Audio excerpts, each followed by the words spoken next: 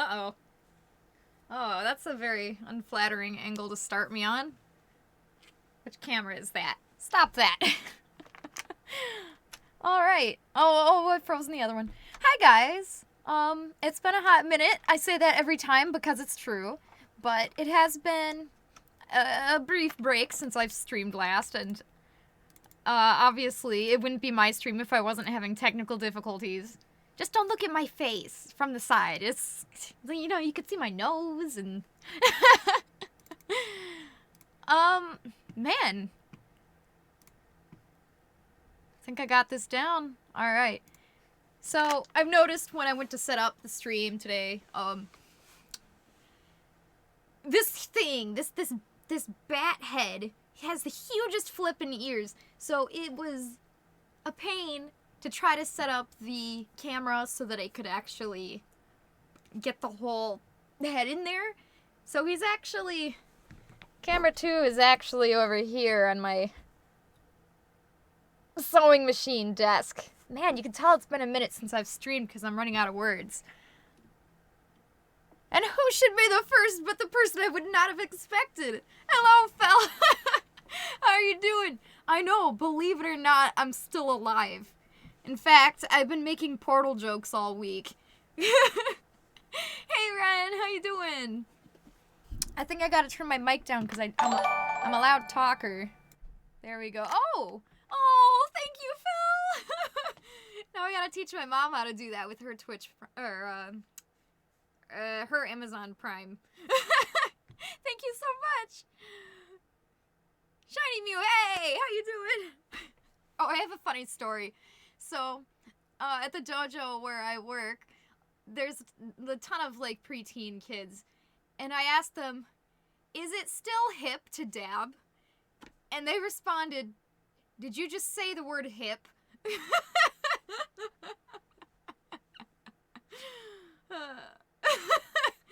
That's how you know I'm, like, 4,000 years old. And then right afterward, they said it also. Yeah, by the way, don't dab. It's out of style.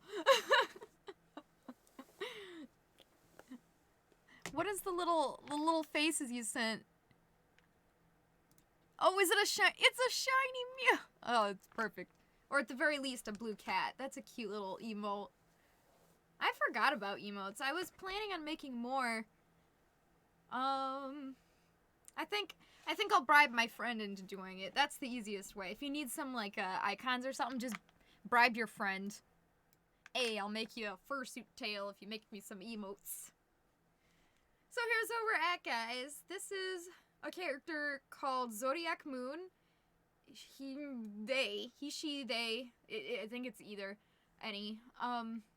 They are a bat dragon hybrid, but mostly leaning towards the bat side of things. So I went for more of a bat style, and honestly, looking at as many references as I possibly could find, I found that basically the way people make bats and draw bats, it's very similar to our regular standard wolf. Like, you can see it's kind of got like a little muzzle here. And I've seen a lot of different ways you could do this, but I think as long as it's not like a huge wolf muzzle, if it's like a small little baby muzzle, and if you have the big ears, and if you have the nose, I think that's what can give off the notion of bat. It's really strange, because when I looked into it, it's like, really is not a lot of differences from, like, your basic wolf, dog, head base, really. But anyways, here's the nose. I actually already completed the nose, and it's a little dark. I'll show you. Okay, I'm used to my camera being on my right. Okay, so here's the nose. This is sewn in. I wanted to embroider it, meaning have like stitches all the way around on each side, but I don't have an embroidery machine, and they're thousands of dollars. What I ended up doing was just sewing it in normally, so the seam is on the inside there. I did not put a squeaker in this. I'm just realizing I should have. But yeah, it's kind of this triangular shape here. So once we slap this on here, this looks a lot more like a bat now. Although it's hard to see with my arm in the way. Move! Yeah. Very cute. Woo! She's going down! I think once we get the rim, like the little lines, like the curved lines in the ear, it'll especially look batty. And especially when they get the wings on. Which I am working on. I can show you how far I am with that. No boop the snoop. The base looks amazing. The ears look so cool. Thank you! I try. The booper. It looks so weird without it. Like, now that I'm holding it up, it looks weird without its nose. But I can't... This is why I need, like, a third camera. But I don't know what I'd do with it. It would be hard to have a third camera, because I'd have to switch between, and... I was thinking about... Okay, this is kind of slightly off topic from what I was just saying. I was thinking about hanging one of my cameras from the ceiling, and then, I mean, I'd have to flip the image upside down, because it'd be upside down, but then I could actually have it showing you guys what my view is, because I can't exactly put this camera next to me because it's in my way, or in front of me because it's in my way. So if I had it hanging just like slightly above my head, right up here, I mean, obviously it'd be upside down like this. That would be pretty dope. I gotta stop with the slang. I don't even know what's cool anymore. In the Discord earlier, I said fam, and I was like, oh my gosh, is that even a thing? Uh-oh, hang on. Okay. Avengers, hey! It's been 10,000 years since I've watched a stream. Is that any stream or my stream? Because it's been 10,000 years since I've streamed too. Yes, dope fam dog. I don't even know how to do it.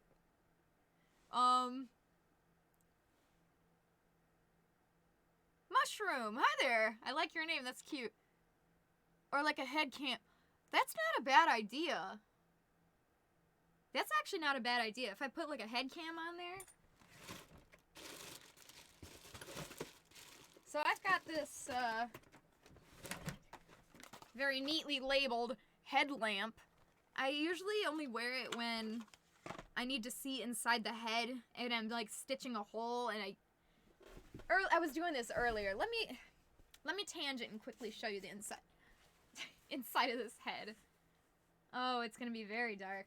Alright, we're going in. I swear this leads to something important I was trying to say, but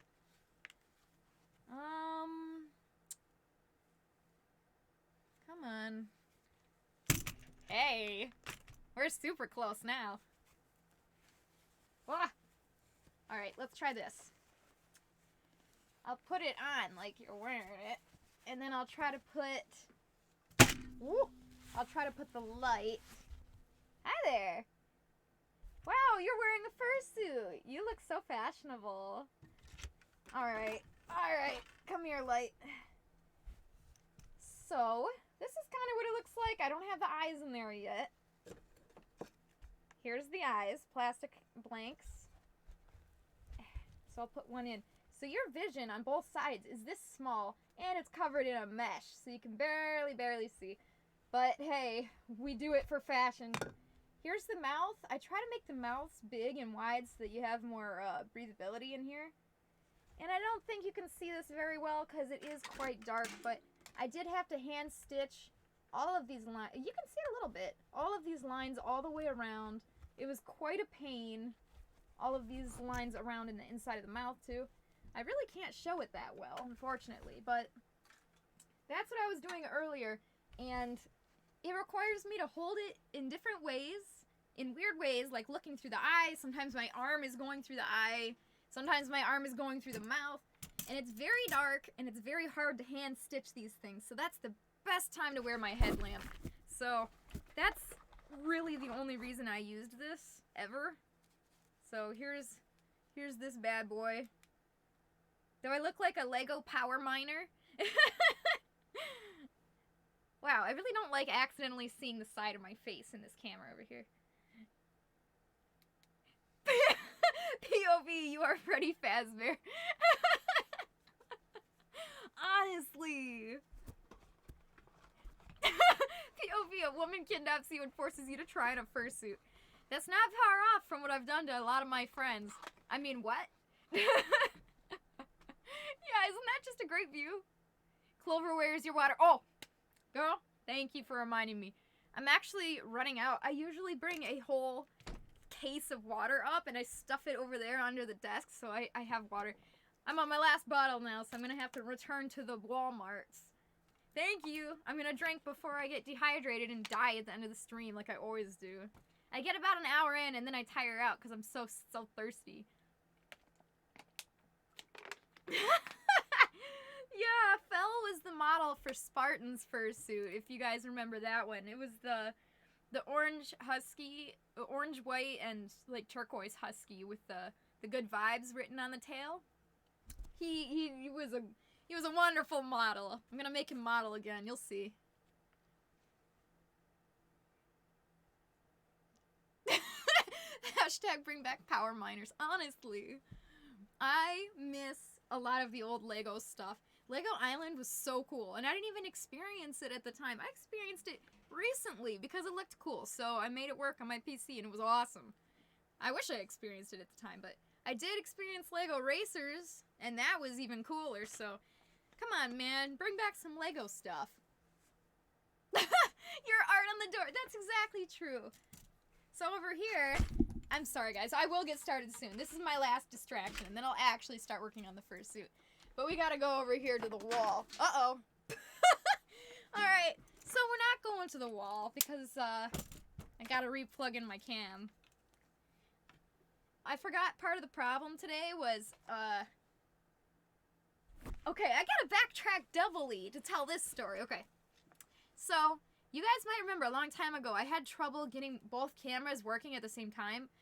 And I tried different things like USB hubs and stuff because I thought one of my USB ports was dying on my laptop, and turns out the USB port wasn't dying. I didn't need a USB hub, but the USB extension cords I used to move these cameras around, I accidentally bought USB, I think it was 2.0, and I needed 3.0. As soon as I got the correct extension cord, it works completely fine. Of course, now, I clearly need another one because this is as far as this camera can go. I need some more extension cords. But that's excellent that I figured out the problem like a real Dora the Explorer.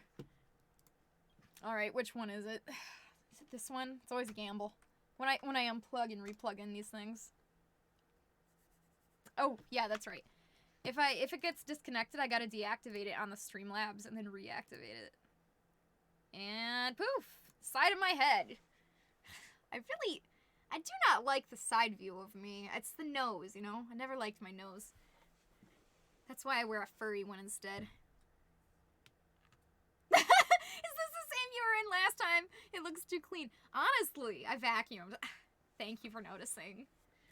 Alright, so I can't bring my camera very far, but I will show you guys. I've got some Lego guys on the top right. Lego Chima with the wolves.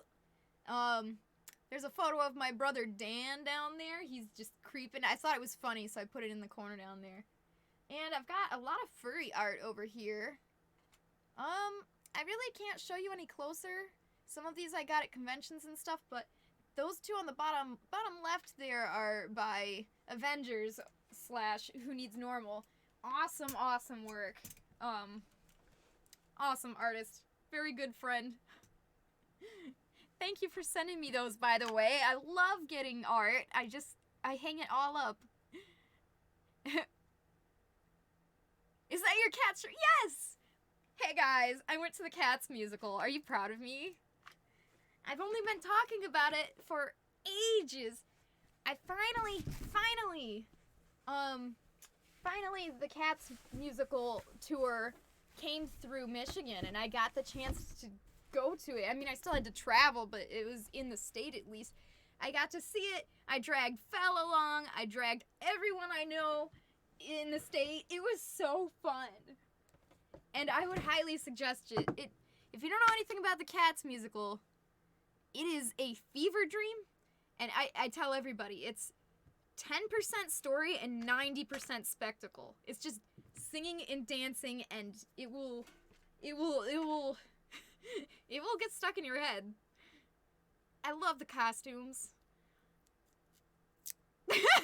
Fell the horror.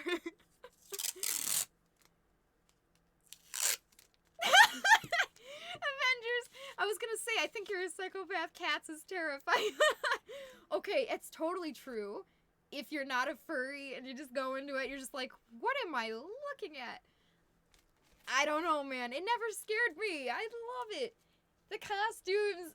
Okay. There is that one song at the beginning, the naming of cats, where it's kind of creepy. I admit that one song is a little bit creepy, but can you deny Gus, the theater cat? Gus is the cat at the theater door. I love Gus. So the version, I don't remember, I don't know what year, but the version that is on YouTube and on DVDs everywhere, that is a very old version of, I think it's the original cast.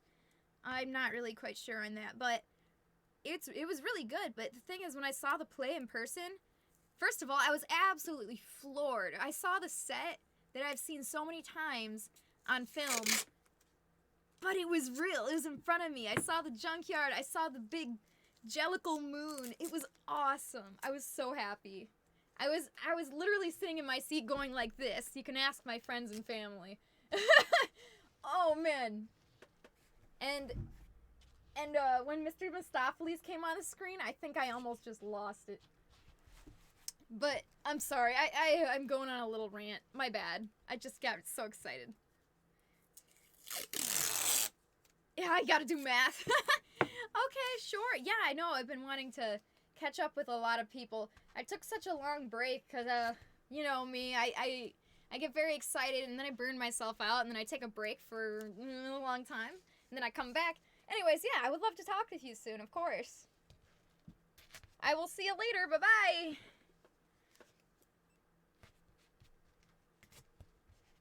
Anyways, I did have another story, but I'm pretty sure I forgot what it was, and that was already like 5 minutes ago. Don't worry. I'm sure I have a limited number of stories. It'll come around again one day. Alright, so, for those who don't know what I'm doing, I probably should have explained this, and I'm really sorry that I didn't. We are making a pattern. So, when you're working on something, whether you want to make a t-shirt, whether you want to make pants or a costume, you need a pattern. So it's like, if you want to make a costume and you're like, well, I have absolutely no idea where to start. You want to make a jacket or something, it almost always starts with a pattern. And, you know, this is starting with a foam base, but on top of this, we are making a pattern. And in fact, the foam base I made that out of a pattern that the foam base itself, I used a pattern that I homemade for, like, a quick startup on let me try again.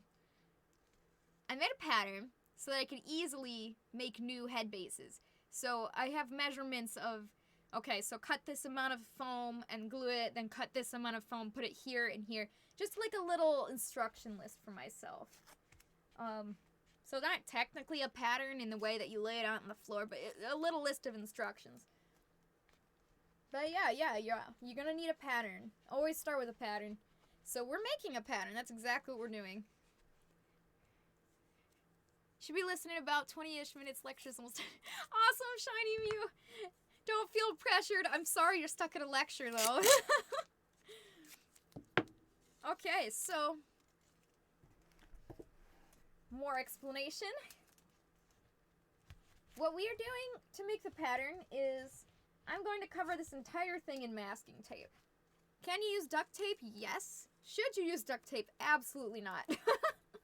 I've seen people try and succeed, but that's usually for like bodysuits or something really big and bulky. If you're trying to do something intricate and tiny details like this, using duct tape is going to be a disservice. And if all you have is duct tape, you can try to make it work, but you would have to cut it into like very small thin strips so that it can bend around like the topology here. so it doesn't, because if you just have a big thick thing of duct tape, it's not going to bend very well. So you'll see me, I'm going to switch over to a thinner tape later on, but right now I've got masking tape, 3 sizes. This one's almost 2-inch, because for some reason they don't make 2-inch, but they make an almost 2-inch. This one's 1-inch, and this one's about 1/2 inch. I don't know why they can't make it just like regular, like 1/2 inch, 1-inch, 2-inch. I don't know. They want to make it confusing. So I usually do most of the head with 1-inch, because I can get enough covered. Like, I'm given the choice, it would be nice to use the 2-inch because I could cover this a lot faster, but I can't preserve the detail. So to save the detail, I'm going to use a smaller one, which is my 1-inch. So when we get to areas that are very intricate, like the corner of the mouth here, I'm going to switch over to the 1/2 inch because I'm going to need to really get that detail saved. So I'm going to need the tiniest little tape I have. Okay. So I'm going to bring you guys a bit closer because I think you guys are just a little too far. Again, gotta fight the camera to make sure you guys can see. Might not have been so hard if I had a ceiling mounted camera. That would have helped a lot. All right, let's try this. Get you guys a little bit closer. If I had a ceiling mounted one, I'd still need a rover one that I can move around because I take you guys all over my workroom here. Okie dokie. So I might notice the tape is peeling up a little. I wish it wouldn't. Yeah, so when you're buying masking tape, don't buy one that's like super advertising that, oh, comes off super easy. Don't go for that kind, I guess. I haven't actually bought that kind, but I imagine it wouldn't be as strong. You basically want these, it's like masking tape is perfect for this because it's just sticky enough to hold on, but not too sticky where you can't get it off like duct tape or if it leaves glue residue. But that being said, if you don't get quality masking tape, it can not even stick to itself sometimes. So this was an Amazon one I got, I believe. I don't know. It's not my favorite. I'm gonna get a different brand next time. It does the job. It's just annoying because it keeps peeling up. So I just watched... I should save this conversation for when Della can get in the chat because I know she played some of the music from this. But I just watched The Greatest Showman before streaming because I decided it was time to watch a movie, and I don't watch enough movies. Just needed a break, and it was awesome. It was awesome. The movie is very mid, in my opinion, but the music is awesome. And I know the music, and I've heard the music, but I wanted some context, which is why I watched the film. Yeah, it's alright. Very okay. Though I do like Zac Efron. Very cute. Wait, I didn't say that. Man, it's just another reason I really feel like it would be fun to get voice lessons, but I'm too nervous to sing on camera for now. Not that I'm any good either, but I don't know. I feel like if I got some skill, I wouldn't be as scared. It's like if you know you don't have a lot of skill in a certain area, that's probably why you're nervous, but it's like if you've done public speaking like 1,000 times, you're not going to be nervous, but if you don't think you're that good, you're going to be nervous. Same thing. I know a lot of you guys put me on in the background, which is awesome, because that was exactly the plan with my streams. But I don't know if any of you guys can hear me. Am I talking too loud? Do I need to turn myself down again, because I just have a naturally pretty loud speaking voice, which I learned because of going to conventions where you have to be loud to be heard, and also teaching martial arts. I need to be loud, so... Fel says, my ears bleed. So that's a good sign, right? In fact, instead of just turning my mic down, I will just quit the stream because I have just harmed so many people with my loud speaking voice.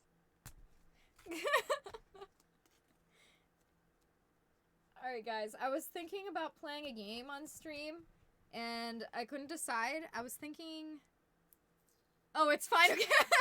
Thank you, Fel.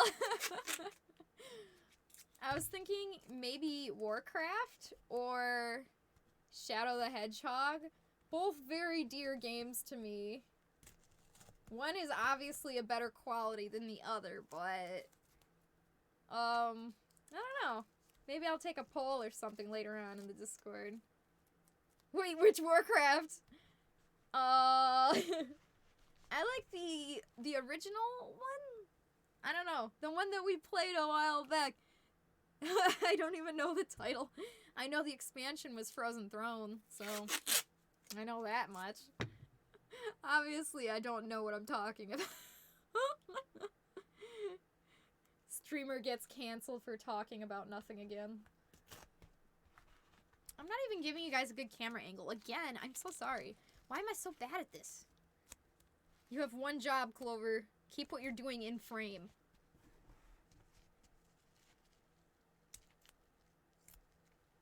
Oh, so that's Warcraft 3. Okay, okay. Good to know. So, if you have a fursuit head base that you want the pattern to be the same on both sides, which I think is actually the majority of designs, you can actually get away with just doing half, which is why you see this one line in the middle. I purposely put this tape right here so that the symmetry line is right here in the middle. That way, I can just mirror my pattern over. I'm not going to have to tape the entire head. Dear goodness, that would be a pain. Also, good to know. I didn't know that was Warcraft 3. I actually have no idea what I'm doing. When it comes to Warcraft, I'm terrible at the game. I know I just know that it's fun and I feel like playing it lately, so I guess it's Warcraft 3 that I feel like playing. Okay. Ooh. Hang on. So for this, I might have to get out the smaller tape because I can't get this curve here very good. So the same for this part of the muzzle. We're going to make a line directly down the center here. I can curve it in. Game is near and dear to your heart, Fel. Wow. Fel has feelings. Or are you just quoting what I said? Because, yeah, I think I just did say that too. Alright, so this part, I'm trying to get this tape lined up here. Just like before. So I'm going to try to keep an eye on this part, the symmetry, to try to line up the bottom symmetry as well. How many times do I gotta say symmetry before I get it right? And there, looks pretty good. Okay. So you might have noticed I already have the inside of the mouth done. The black on the inside and the liner done. I would highly suggest doing that first. If you need a tutorial or you want to do that with me at some point, I will do it again at some point. Sorry I didn't do it today, but in the future, I will do it again. So this video is just strictly, I guess, just furring or making the pattern to fur, because it takes so long to make fursuits. I don't know how far I'm gonna get today. Fel has feelings. He says, don't tell the others. I'm gonna call up the boys. I'm gonna get the whole group together and I'll say, hey guys, guess what? Fel has a heart. Okie dokie. Yeah, nothing much more to this. I'm just trying to follow along the topology here the best I can with some tapes. I do have the nose plan. Depending on if your nose is built in, like the foam base might already have the nose on there or not. Usually I build mine on. This time I had to get the nose, since it sticks up, I had to get the minky, come here, minky on both sides of the nose here, so I decided to completely remove the nose, make it its own thing, and then I'll stitch it on, or glue it, probably both, afterwards. So I'm actually gonna just make my pattern around where this nose attaches, and I'll just leave this foam bare. So that would be probably what you would do if you also had a, like a pre-made nose, like resin or something, or 3D printed, other noses. Just leave this part bare.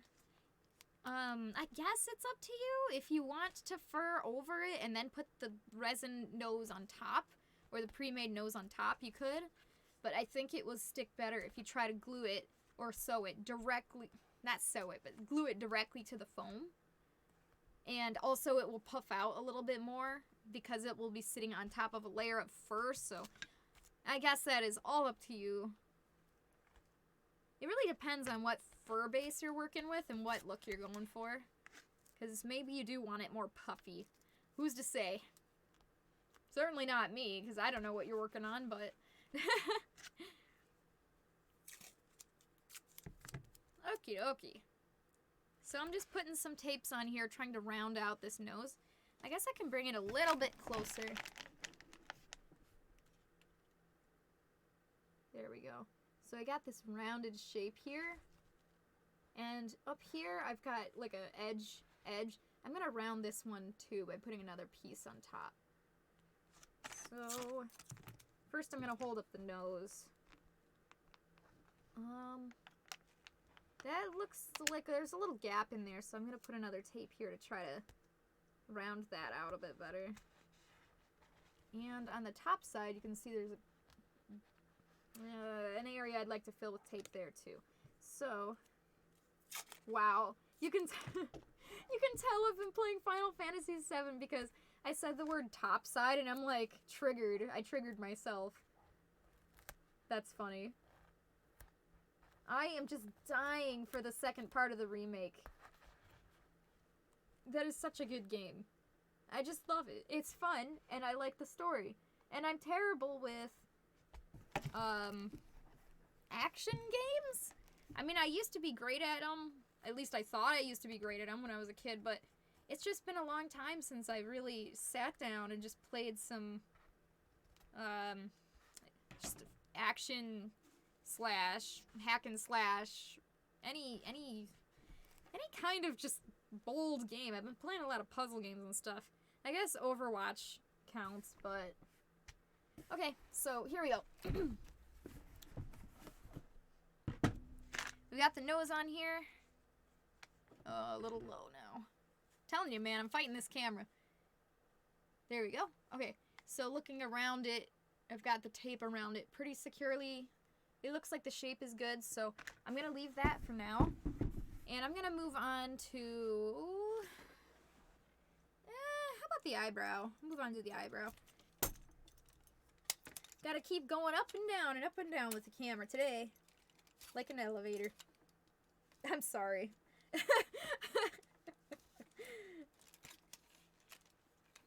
I like how the first 5 seconds of streaming I was like, golly gee, I'm nervous. I haven't streamed in a while. And then, like, almost instantly I went back to stupidity, Clover. Here we are again. That did not take me long to get reacclimated. Okay, I almost lost the camera there. I almost just dropped the camera into my laptop screen, potentially destroying both. I have been super clumsy lately. Like, I have bruises all over my legs, and I keep stubbing my toes. I don't know. Just for some reason, these past 1 or 2 weeks, I'd say 2 weeks, it has been an absolute train wreck. For some reason, I keep tripping and stuff. Like, why is it just suddenly that I decided, yeah, I'm gonna be clumsy now? It's weird. I'm not usually... Okay, I'm kind of like that sometimes, but I'm not usually like that on a normal basis. Okay. hate it when you get tape stuck to yourself and you're just like... Alrighty. Nothing super exciting now. You just... That's the thing about making these intricate costumes is once you know what you're doing and you don't really have to think about it, it's really pretty relaxing most of the time. I think the most stressful parts are when you're trying to create a new pattern or design. So, one of the most stressful parts I ever had to do was the design of Indigo's bodysuit. He was a purple, baby blue, and white and black dragon. And his bodysuit was the most complex I've done so far. And it's not incredibly complex, but the way that the curves of the colors go around the body in different ways made it kind of difficult. And of course, I loved the challenge. I'm always up for a challenge, but man, that was one of the more stressful times. It's also kind of stressful when you're making a fursuit and you got to get that head base just right. I spend way too long on my head bases because I want to get them just perfect. I'm such a perfectionist. But okay, there's a cat at the door. Kitty, kitty, come here, baby. Okay, I don't know when this happened, but I guess the cat snuck into my workroom. So, hi, kitty. Say hi, Pokey. This is Pokey. He doesn't see straight. He's got like a crossed eye or something. Oh, he doesn't want to be. Alright, baby, alright. I just wanted to show them your funny face. I mean, adorable face. He's cute. He's so cute. Come here, Poke. Come on. He doesn't. Alright. Usually he loves it when I hold him. It's like he can tell I'm streaming. Come on. I think he's just excited to play. He sounded like he wanted to go play. Okie dokie. Where are we at?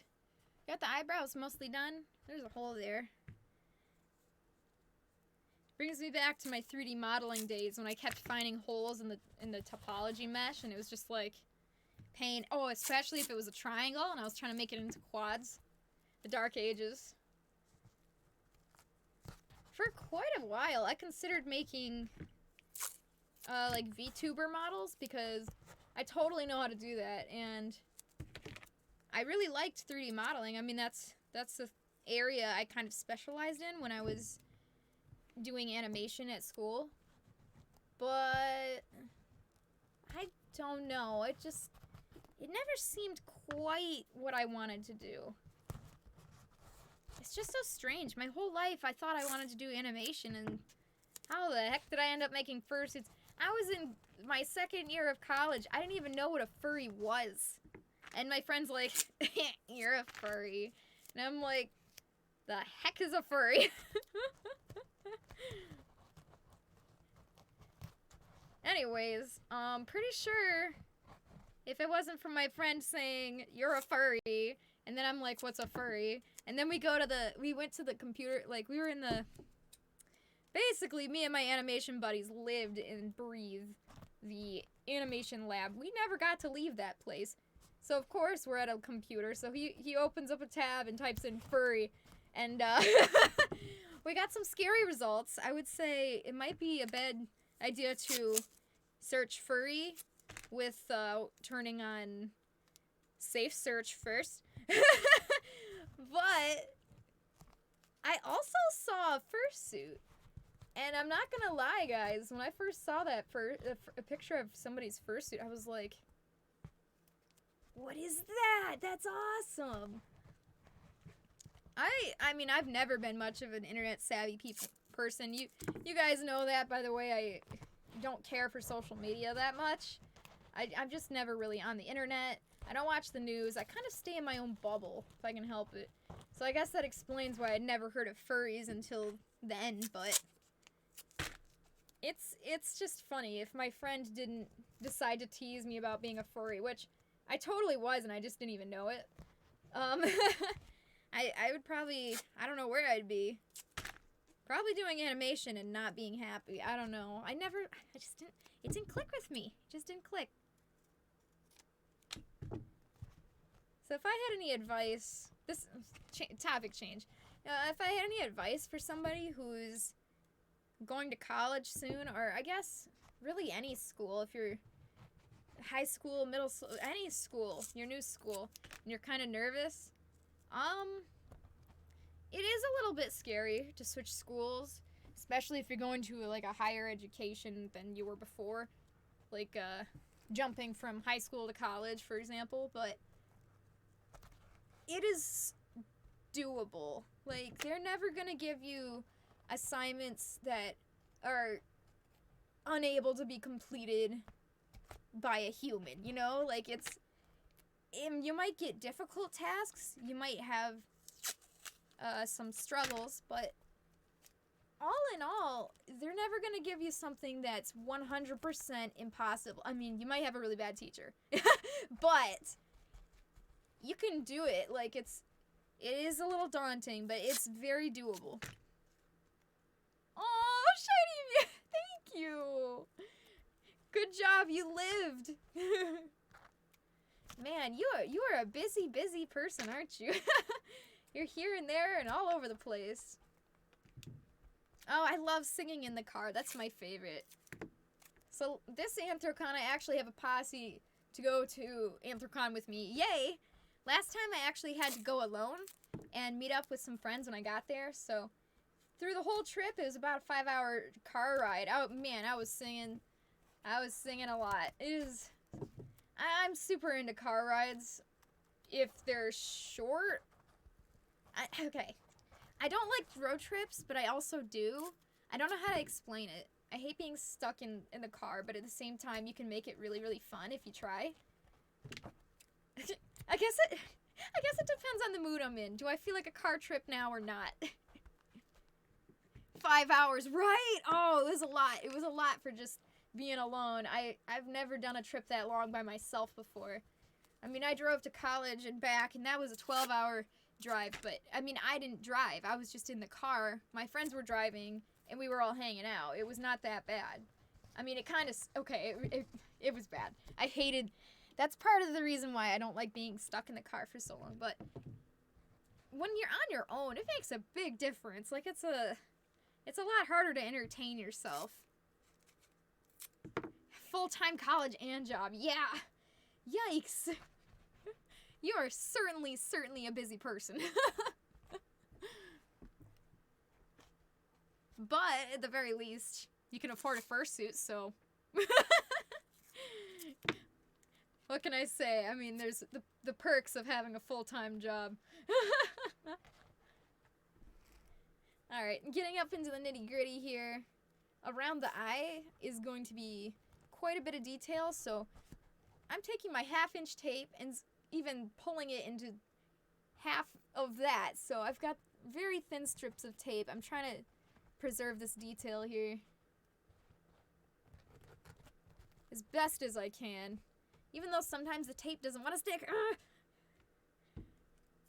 Oh, here's something that's really important.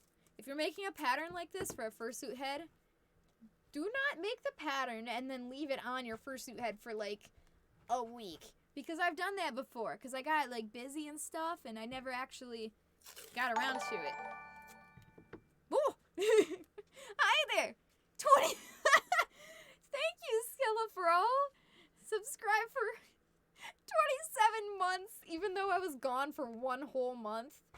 You are a true friend. You say subscribe to me even when I took a month off. That was really nice. And you subscribed again. Thank you. Look at all those months. Yeah. I didn't even see that you said that, but I was thinking the same thing, I guess. On the same wavelength here. How you doing? And what was I even talking about? I just got heavily distracted. How dare you? Oh, yeah, I was talking about leaving the... Yeah, so if you tape up the base like this, and then you get distracted or busy, and you leave it for even a day, like, the longer you leave it, the worse it gets, where it starts peeling up from each other, and you can fix it, but gee, it is a lot more work than it's worth. And I mean, once you make the pattern, just go through the next few hours to cut off the pattern so that you have it. And you don't have to worry about the tape peeling up, because, man, that's annoying. How's it going? You're doing well. Good! That's like what I like to hear. I've been wanting to play Risk of Rain again. That was a fun time. That was a good game. Been thinking about that lately, actually. I'm glad you're doing well. Okie dokie. I'm doing... How am I doing? Well, better since I started streaming today. Hi there. Should make that my my YouTube thumbnail right there.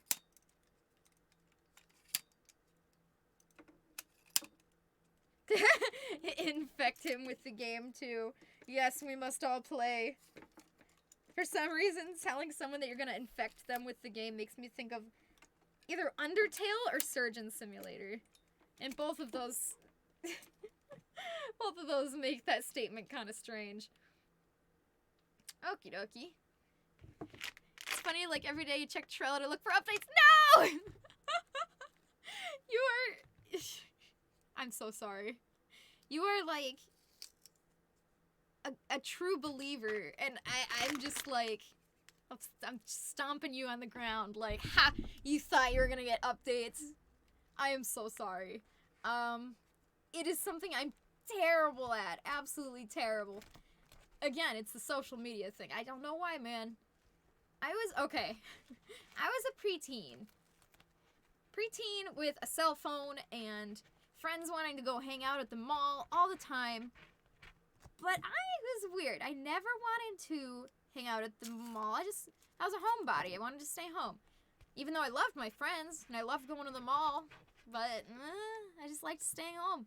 And all my friends would text each other, text me, call me, and I'd just be like,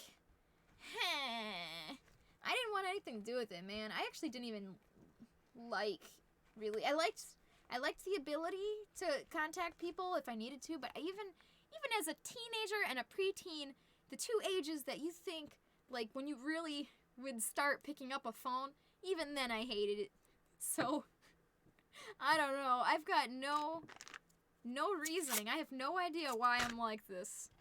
It's just built into me, I guess. You darn kids and your technology. Oh, quick tip here. I'm actually using some non-stick scissors. It doesn't make a huge difference. If you're cutting through masking tape, what kind of scissors you use, if you use regular or non-stick, but if you're cutting through duct tape or packaging tape, please get some non-stick scissors because you are gonna suffer otherwise. Trying to get all the glue off your normal scissors is so much of a pain. And you can't even cut through it. It gets stuck and you're like, It's just one glide right through with these. They're awesome. If you find yourself ever cutting tape, just drop the few bucks to get these nice scissors.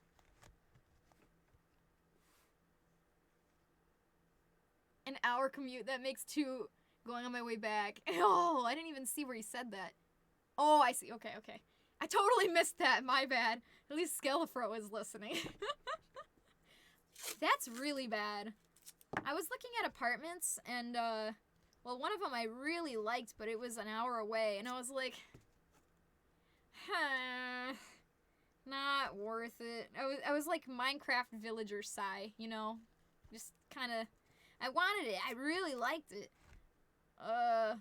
Because it was nice and it was in my price range, but yeah, it's too far away, and then you're not saving any money if you have to use the gas every day. I'm gonna change the camera angle for you guys so you can see this a little bit better. I just realized you probably can't see too much over there.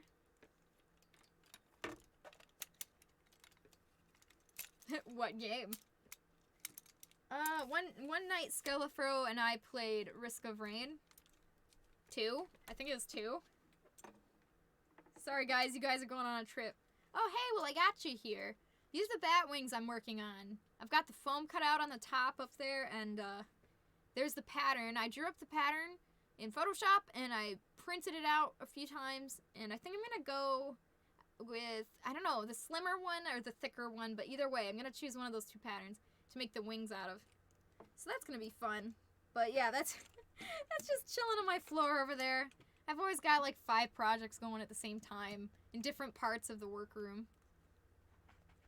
Okay, so right here, if you're doing the kind of same way, doing it the same way I am, you'll have your black inside of the mouth already done, and it should be like cut to the right length. I mean, you do it like I'm doing this here, where you make the pattern for the inside of the mouth, and you pull it out, and you use the pattern to make the minky, and you put the minky in, you glue it. So you shouldn't have to cut at the edge here. It should just be perfectly fitting. But what I'm doing now is doing against the lips here. And I'm kind of just creasing this right here because it's like the edge of the lip. Not super important that I do this, but I think it helps me to kind of figure out exactly where this lip mark is for when I'm drawing the pattern later on. Because, I mean, I could just put a piece of tape over it and round it out, but that's not my style. So I just ripped this piece of masking tape off, and it's not flat, so if I try to stick it on here, it's going to kind of mess up my pattern. So I'm going to use my scissors that I was bragging about, and cut that nice and flat so I can stick it on there. Yeah, there we go, there we go. And then I'm going to pinch it right here to continue that lip line, so I know exactly where it is. Because if you get a pattern for a fursuit head where, like, the jaw, I've done this before, where the jaw is like a different color here, you want to make sure that it's curving around the right way. So if you know exactly where that lip line is, it's a bit easier to plan out, in my opinion. Again, there's like a million and thousands of ways to do art, including making fursuits. So if you have a different way, I mean, by all means, have fun. Do it however you want to do it. But this is my show, and you guys are gonna do it the way I'm doing it. Evil Clover strikes again. I could never be... Okay, never mind. I was gonna say, I could never be evil, but then I realized that's like my entire being. I'm pretty good at being evil. But... I guess it depends on what mood I'm in. I've got the fire, you know? I can be kind of fiery. I was about to say, are you sure about that? Right? Oh, it's fun to be evil. It's good to be bad. Not in real life, though. It's good to be bad in like a story writing video game kind of way. Don't be bad in real life, children. Okay, so you might have noticed all my lines of tape were going up like this, and this is what I'm gonna call interlocking. So just like Legos, you can't build a tower that's straight up like this because it's you can break it very easy. But if you have pieces going in between those pieces to interlock, it will make it a lot stronger. So you do a few like normal bricks sideways like this, and then you put one in between. So instead of just building straight up, you gotta gotta go both ways to make it stronger. So all my tapes were going straight this way. So now that I'm done with that, I put a few tapes on top going this way. So you can see that one tape, I just ripped in half of tape to make it very thin, and I put it going this way on top. And I'm gonna put another one down here just to make sure it's holding tight. Well, it's actually kind of not really necessary the way I have this done, but yeah. So you might see me doing that. Pro tips for when you are taping your fursuit base. I know I am so close to being a Slytherin. It is like so close. I think if I had a costume for, I have a costume for Ravenclaw, but if I could easily switch between the two, depending on how I'm feeling that day. If I'm feeling ambitious and mischievous, I could easily fit into the Ravenclaw, or I mean the Slytherin. But most days I feel Ravenclaw because not because I feel like I'm very smart, but because I think I'm pretty or intellectual is the word. I don't think I'm a very book smart kind of person, but I like that I can come up with new ideas and new costumes and be very creative and forward thinking with costumes and stuff. I mean, everything I do obviously revolves around costumes. What do you think I am? But yeah, that's why I ended up choosing Ravenclaw for the most part for myself instead of Slytherin. Although Pottermore also gave me Ravenclaw, so I can't argue that. Also, it's not even called Pottermore anymore. It's called, I think it's called like Wizarding World or something. Which I guess makes sense, because they made the Fantastic Beasts films that I hated. I'm so sorry if you love those, but I think they're not very good films. I do think the first one is a little bit fun, though. But, yeah, it's very, very mid. Is that a cool thing to say? Is that a not cool thing to say? Mid? Because I've been saying that all day today. I'm not sure what the cool kids are saying. Oh, bro, I was playing Splatoon 3 the other day, and I got a piece of gear called the 360 All Scope. It's and I chuckled out loud because you know the meme, the 360 no scope. Yeah, well, it was a piece of gear called 360 all scope, and it had an absolute ton of unnecessary amounts of like eye goggle things. It was just really funny, and I don't know if they were referencing that meme or not, but I like to think they were because I laughed. I thought that was hilarious. Woo! I'm dropping tapes. I don't even know anyone under age of 21 changes their vocabulary every 3 weeks now. That is so true. I try to stay up with it just because for some reason most of my friends are younger than me, but like, dear Lord, I can't keep up. I mean, I learned the slang of like if something slaps that it's cool. I mean, I don't know. I'm just the least cool person. I'm not cool, so I'm gonna try to be pretty instead, and I can't even do that. Oh. Alright, I guess I do try to lean more towards the cool side, because I don't really care for dresses as much. I do wear dresses once in a while, but most of the time, I like to wear my jeans, and I love, oh, it's so fun when you put some chains on your jeans. Because they jangle around. And I like hats, like snapback hats. Those are so cool. Oh, fingerless gloves are my jam. Mostly because I kind of need to wear them because, well, I just like fingerless gloves, okay? Yeah. But, I don't know. I guess I do lean on, I err on the side of cool more than pretty, unfortunately. Now, am I cool? Probably not. I'm almost 400 years old, so you can't really be cool one if you don't know what's hip and happening. Skellifer, were you here when I don't think you were here yet. I told this joke. So I was talking with some of my younger kid friends, they're like preteens, and I said, is it still hip to dab anymore? And their response was so perfect. They said, did you just say the word hip? And right there, I was just like, That was the most enlightening conversation I've ever had.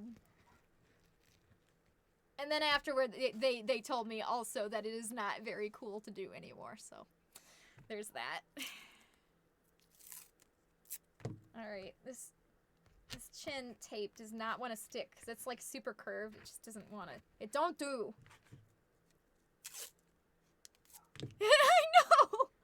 I'm so glad I get to share that on stream so that it's immortalized, because that was just the most funny moment. That was one of the highlights of my life. Pretty pathetic, but it's true. It was hilarious. I laughed so hard. Oh well. Trying to connect with the youth is just... I think it's more trouble than it's worth, but... Love you guys, but I can't understand what you're trying to tell me. It's like a third language you guys have.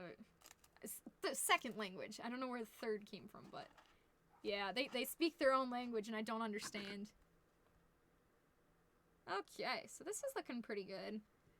I realized that the symmetry line here by the nose was not exactly great, so I fixed that. Yeah, that's a bit better. You'll notice that if you have a curve, like under the jaw here, that what looks symmetrical at the top might not look symmetrical here, here, or here. So you might actually have to add some tape or move it around just to get that perfect symmetry line, because it's very, very, very hard to do. Any other area. I mean, the top of the head is the easiest part, but symmetry is super hard to get, especially in like this tape form. So good luck with that. I believe in you. And what's the worst that can happen, right? Just do your best. Alright, this tape is peeling up. It's my 1-inch tape. It's not that great. So next time I need to buy 1-inch tape, I'm pretty sure I got it on Amazon. I will try a different brand.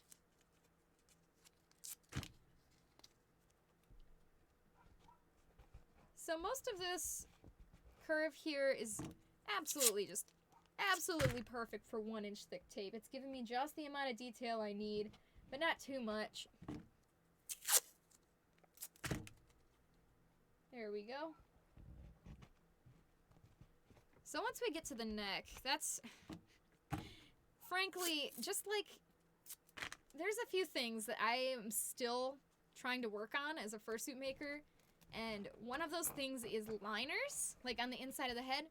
I showed you the liner earlier. I'm pretty proud of how I'm doing them now, but I know there's a better way to do it where it's a lot less stressful and easier for me to do rather than having to actually climb into the head there and try to hand stitch it. Anyways, I gotta work on liners, and I gotta work on... Wow, I totally lost my train of thought. Okay, what else do I gotta work on? Come on, Clover. You're not very lucky today, are you? Necks? I was gonna talk about necks, but that's not what I needed to work on. Okay. Cool. What else? Wow. Yeah, okay. I think that's what I was gonna say. I'm pretty sure it was necks. Like, I make it way too hard for myself for absolutely no reason.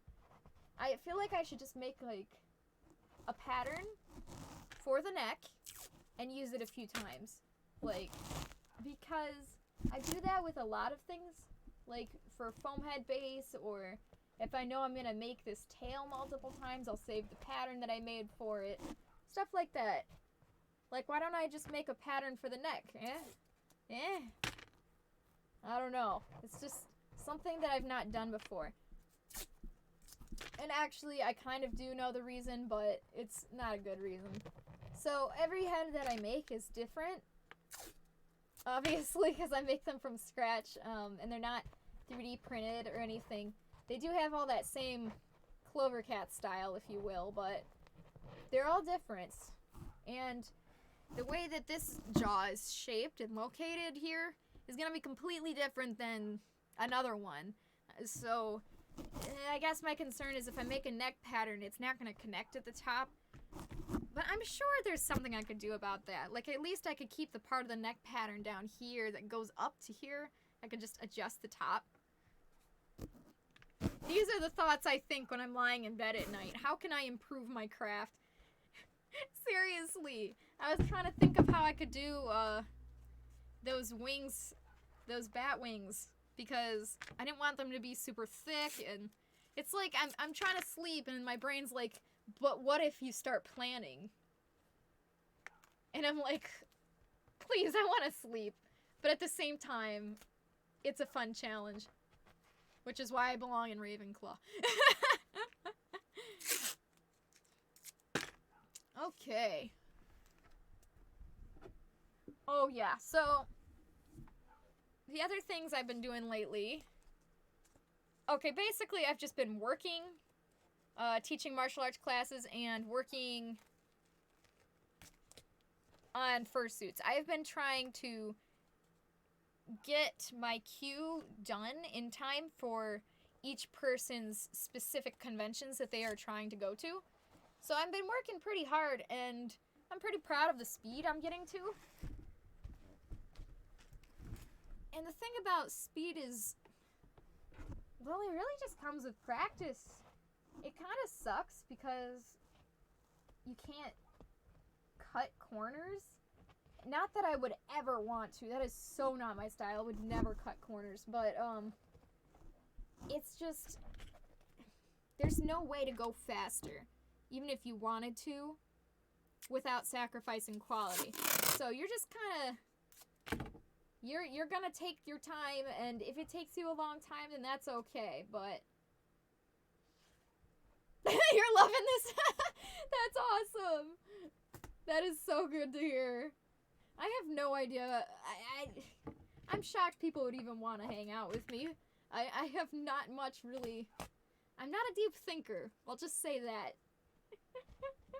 But I really appreciate you wanting to hang out. Let's see here. So where am I gonna connect this? Okay. So yeah, it looks like we're making a new neck pattern again today. Yay! New neck pattern every week. So when I was in college and I used to do all the animation stuff, I was very slow, like incredibly ultra slow. And it's because it was something that I had absolutely no experience in whatsoever. And that definitely hindered me because I don't know if I'm a fast learner or a slow learner. I have no idea, but I will say that it took me a long time, and my friends were usually ahead of me with whatever we needed to do. And they were kind of slow on their end too. Like, obviously we weren't industry professionals, we were students, but I still felt like, even though we were all kind of working at a slow pace, I always felt like I was even slower. And that was really kind of sad for me. It was like the biggest thing that I had trouble with in, one of the biggest things in animation school. And I was like, how can I make this faster? How can I go faster? And you know, I never really did learn the answer until years later. Now I know. You can't force yourself to go faster. You will compromise quality. The only way to go faster is to just get good at what you're doing, and you can do it second nature. Oh, okay, thank you, Skellafro. It was nice talking to you, and I appreciate you popping in. And also, thank you for the sub. the repetitive subs, even. That's just so sweet. Thank you so much. Explosion emoji. Skull emoji. Okay. So we're building something in the middle of the air here, and it's working for me.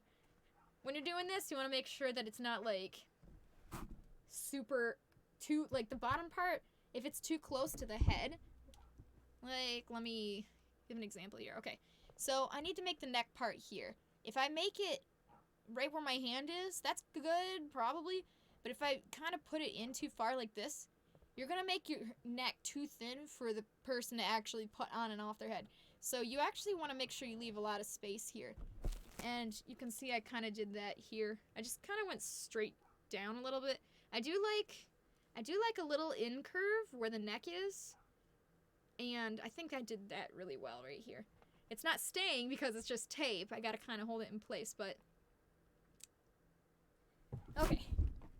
So yeah, it's difficult. And for this part, I've decided that the best way to do it is... If you're doing it like me, I mean, you might have a neck pattern, or you might want to use paper. However you do it is fine, but the way I do it, I've found that the best way for me is to use 1-inch thick tape, and still not the 2-inch.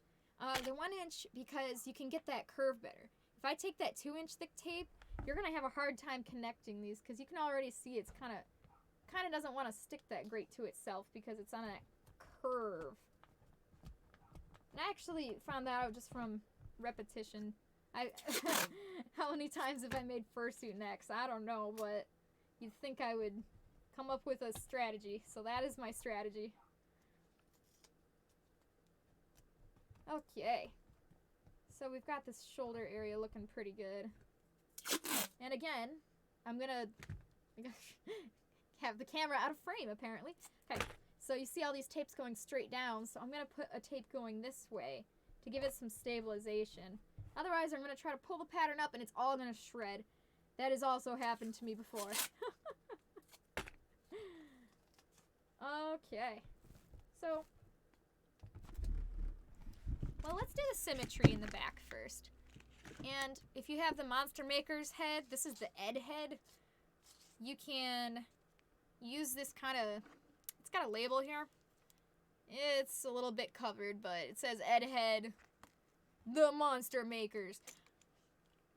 I can use this label to try to help me find the center here, and I can also look at the shoulder blades down here to find the center line. And I did find that this label is slightly off center, but it's a close enough mark for you to try to follow it. But I would more go for the shoulder line here when you're trying to make that symmetry line. I saw an emote on my screen. Oh, it's Lyra! Hey, Lyra! Is that a Nido King? I was gonna say Nidoran male, but... How you doing? I know, right? Still alive somehow. Send me the portal jokes. I'm gonna put one really long piece of tape. Now the camera's too close. So I'm gonna back you guys up and give you guys kind of this weird angle. You're in... You guys are in my face, literally. Okay. So I'm gonna put the middle line right here, I guess. Oh, something else I learned. Make sure your head is super straight before you start doing this, because that's happened to me before. I did the whole neck, and then found out the head was tilted, and it... Yeah, I was a sad Clover that day. Cool, okay. Gotta make sure this goes in a little bit. Because again, I'm trying to get that in curve. Yeah, okay, that's a little too far. Better. It is Neo King, you made some emotes for your own stream. Nice! Oh, Mass Effect. I know about that. Never played it, but I sure know about it. I own Mass Effect too, but, you know, I've never played the first one. So I just never played the second one. I don't know why I own it. But, cool. I hope you're having fun with that. It sounds like fun. Okay, so this curve. That curve looks pretty good. So we've got up to this kind of half face area here. So let's go and finish this front of the neck, and then we can tape up the rest of the head. Ooh. Kind of messed up the tape here at some point. Okay, that's okay. Nothing happened. What am I working at? Oh, this is a bat. Well, it's trying to be a bat. Did I just mess up the ear? Okay, no I didn't. It is a bat. It has a lot in common with a wolf, but it has a nose that's cute, like a bat, and bat ears, and probably some other third thing. But Yeah, I'm making the pattern so we can put the fur on there. You make the pattern, you cut off the pattern, and then you use the pattern to trace onto the fur. And then, like magic, just one day, you just have a bat. I'm really excited to put the lines on the inside of the ears, because I don't know if they're I gotta do more reference for the ears before I do it, but I like the lines on the inside of bat ears, like that curve. I never knew if that was just a drawing or if it was actually on a bat. So I did look a lot of reference, but I forgot to look at the ears, the inside of the ears, I should say.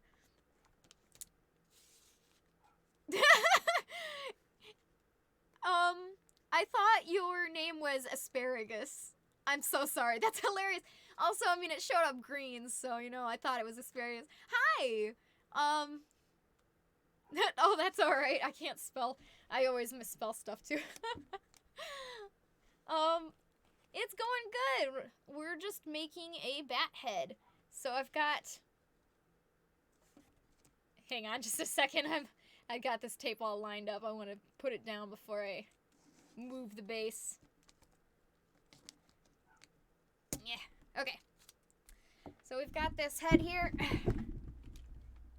We've got big old bat ears, and here's the bat nose. It's cute. It's really cute. I like it a lot. Especially from the side. It's got the little squishy, fuzzy nose. I love that a lot.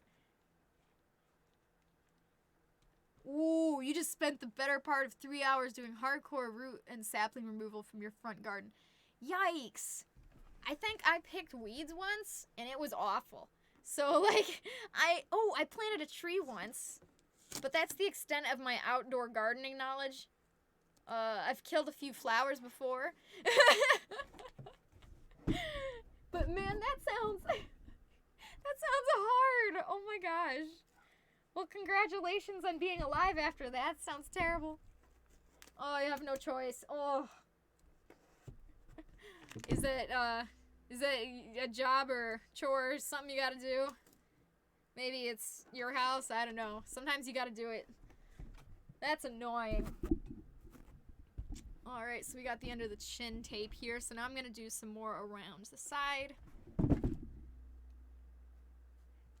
You have to get it done, so your house doesn't look like squatters live here. Understandable.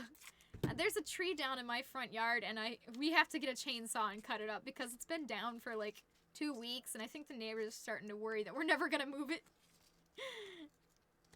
We lost a bunch of trees last year during a storm, and since you have a small child, oh, you don't have time. I don't blame you. Yeah, kids take up all of the time. Like, your life is your child because, man, yeah, they require the time.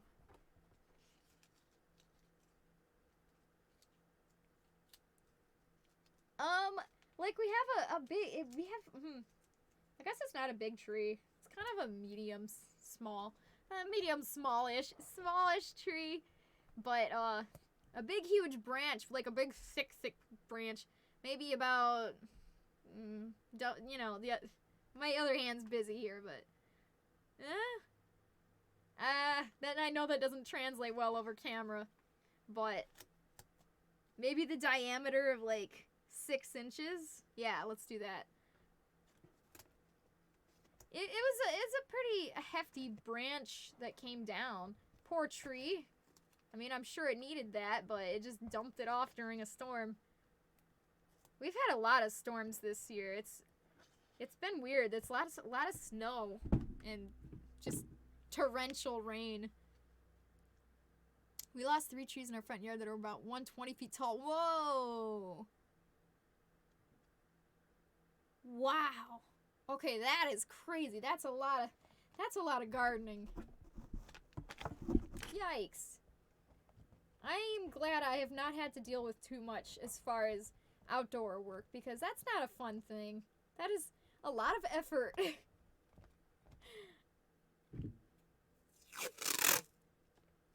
Yeah, that's crazy. I guess that makes a small argument for getting an apartment instead of a house, but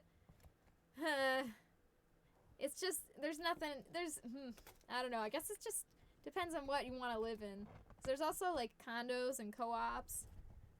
There's quite a few ways you can find a place to live, but I don't know, man. You can't beat houses, even though they're a lot of work and you gotta replace the roof, and then apparently the gardening is kind of sucky. Houses are still pretty cool, because it's like yours, you know? You were gonna remove it yourself and then you realized you were too tired. That is completely understandable. Completely understandable. Especially if you've got a young kid like that. Alright. So far, so good.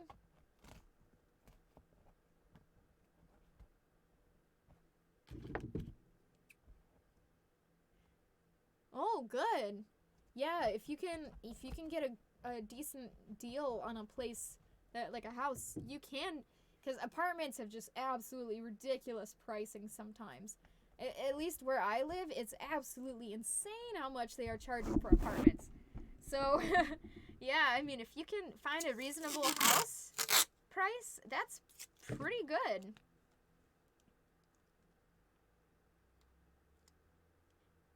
Yeah, literally living anywhere is expensive. It's awful. Trying to live on your own is impossible. That's why I'm like, gee, golly golly gee whiz, I wish I could find a roommate. Too bad all my friends are spread across the country, and I've got a few friends that are not in this country anymore, but it would be great if there was some people that lived near me that I could be roommates with, because it's so hard. Very expensive to live on your own.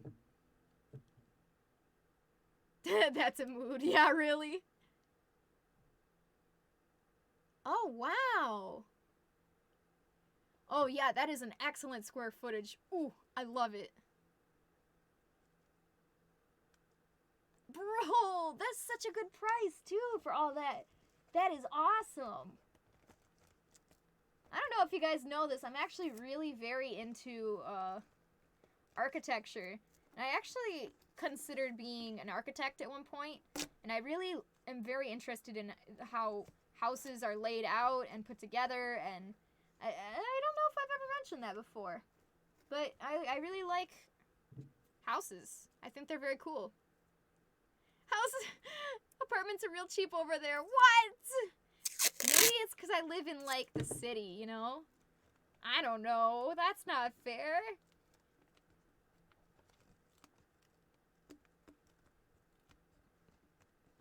Yeah, that's the thing. Like, if you can find a house that's a good price, sometimes, and actually, lately I've been seeing it more often, sometimes you can actually get a much better price by having a house and just making payments on that than the really overcharged apartment prices. It's just wild. I never ever would have thought that's what was gonna be happening, but really, that's just what it is these days.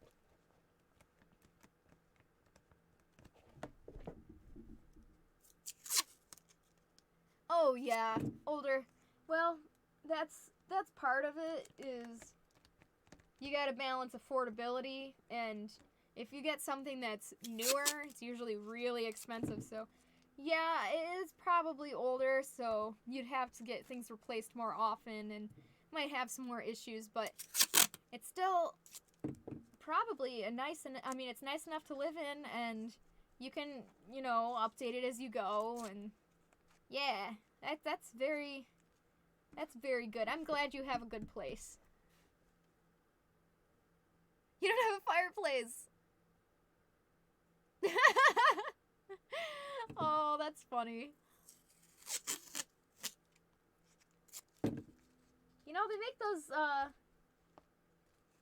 They make like those electric ones that are portable. I thought about grabbing one of those since I don't know. I mean, you can bring those wherever. I mean, they're heavy and they're very nice quality. I mean, I guess you could go for that if you'd like to try it. Alright, so quick side note here. something I did was... Well, let me turn it on this side so you can see what I'm talking about. Okay. So, you might notice that this comes in a little bit. That's good. I like the shape.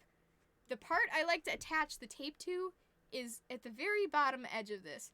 So you'll notice that at the very thinnest, you should really only, at the very thinnest all the way around on your head, should be at least 1/2 inch thick of foam.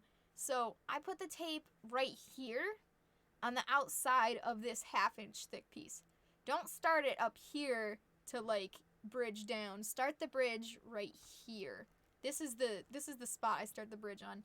And I noticed that when I got to this cheek area over here, I actually put tons of tape on the inside, like down here, but it was unnecessary because the edge from here following around, yeah, so I do have some extra tape on the inside on this other cheek that it's on the inside and it's just a little bit wasted, but that's okay because you can see I actually went over this. That's why the other cheek over there looks a little deeper, because I did the cheek first instead of the neck, and yeah, hopefully that makes sense. But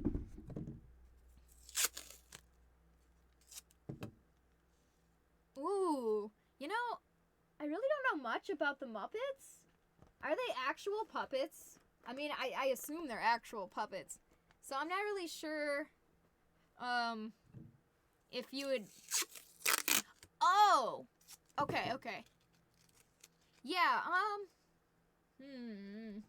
honestly, it would probably be... That's so cute. I can't believe I got through my whole life without, like, seeing any kind of Muppets movie or anything. But yeah, I assume it would be the same. I've never been asked that question before, or I've never thought about it, but I assume it would be the same process. Because it is fur and foam to make the costume shape, and so yeah, probably about the same process and the same pricing. That's really interesting idea.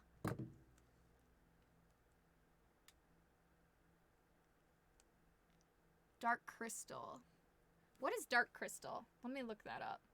I actually closed all my tabs for once on Google, so I can Google Chrome, so I can actually search stuff without my computer having a heart attack. Dark crystal, whatever that is that you said. Whoa, cool. I can't believe I've never heard of that before. Okay, so it is a fantasy race. That is very cool. The closest I've seen for something like this would be a Kenku. So if you want to see something kind of similar to this, look up Kenku Fursuit. Because that's very cool. I think I might watch that movie. That's very cool. It's a puppet with someone inside. That's so cool! Yeah. Well, yeah, that is very, very similar to what we're doing here. Almost exactly the same. That's really, really cool. I'm gonna have to watch that film because I would love to see the costume artistry? There, costume artistry of that. Oh, that's so cute. You sew Muppets for your little boy. That is the cutest thing. Aww. Costumation. This is okay. I'm gonna start a new stream. We're gonna start calling it Costumation or Costume Nation. Yeah, Costume Nation. There we go. It's a terrible idea. All right, I've got the neck basically. Oh. All right. Well, I messed this up. I kind of wrecked my 2-inch thick tape here. So let me try again. I've been asked to make a Furby before. I didn't actually do it because it was a joke, but I've never thought of making a Muppet before. Squid Dab! See, dabbing can still be cool, guys. Alright, so here we go. I got my 2-inch thick tape. Now's the time I'm actually going to start using it on the neck because I need to get that rounded silhouette. Just rounded pattern. We're not really making a silhouette. Well, yeah, we are. Because you want to make sure the silhouette from the side and the front is correct. Yeah, okay, it's a silhouette. But also, using our 2-inch thick tape here will help smooth out some of these bumpies and, So again, when you're working on the face up here, you use the thinner tape so that you can save the detail. So why am I down here on the neck trying to smooth out the detail? That's because we don't need all these bumpinesses on the neck. We just want a smooth neck. So then, why did I use the thin tape instead of using the thick tape, like the wider tape? Well, that's because when you try to put strips of just this thick tape, it does not get round at all. It is very hard to make that rounded shape. So you build the rounded shape using the thinner tape, and then I put the thicker tape on top to smooth out that shape so it's not lumpy. And that is my going plan.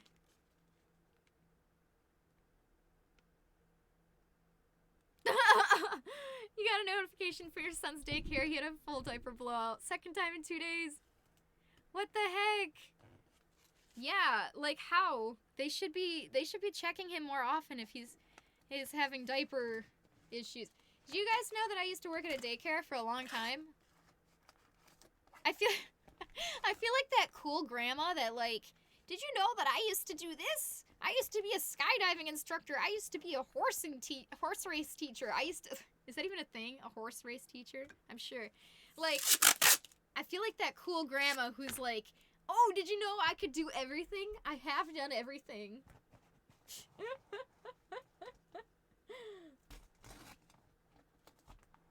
Alright. So this is looking a lot better. A lot more smooth. This part is still a little bit too curved for me to get this tape completely flat. You can see me trying to... This is gonna be this part here. And by that, I mean...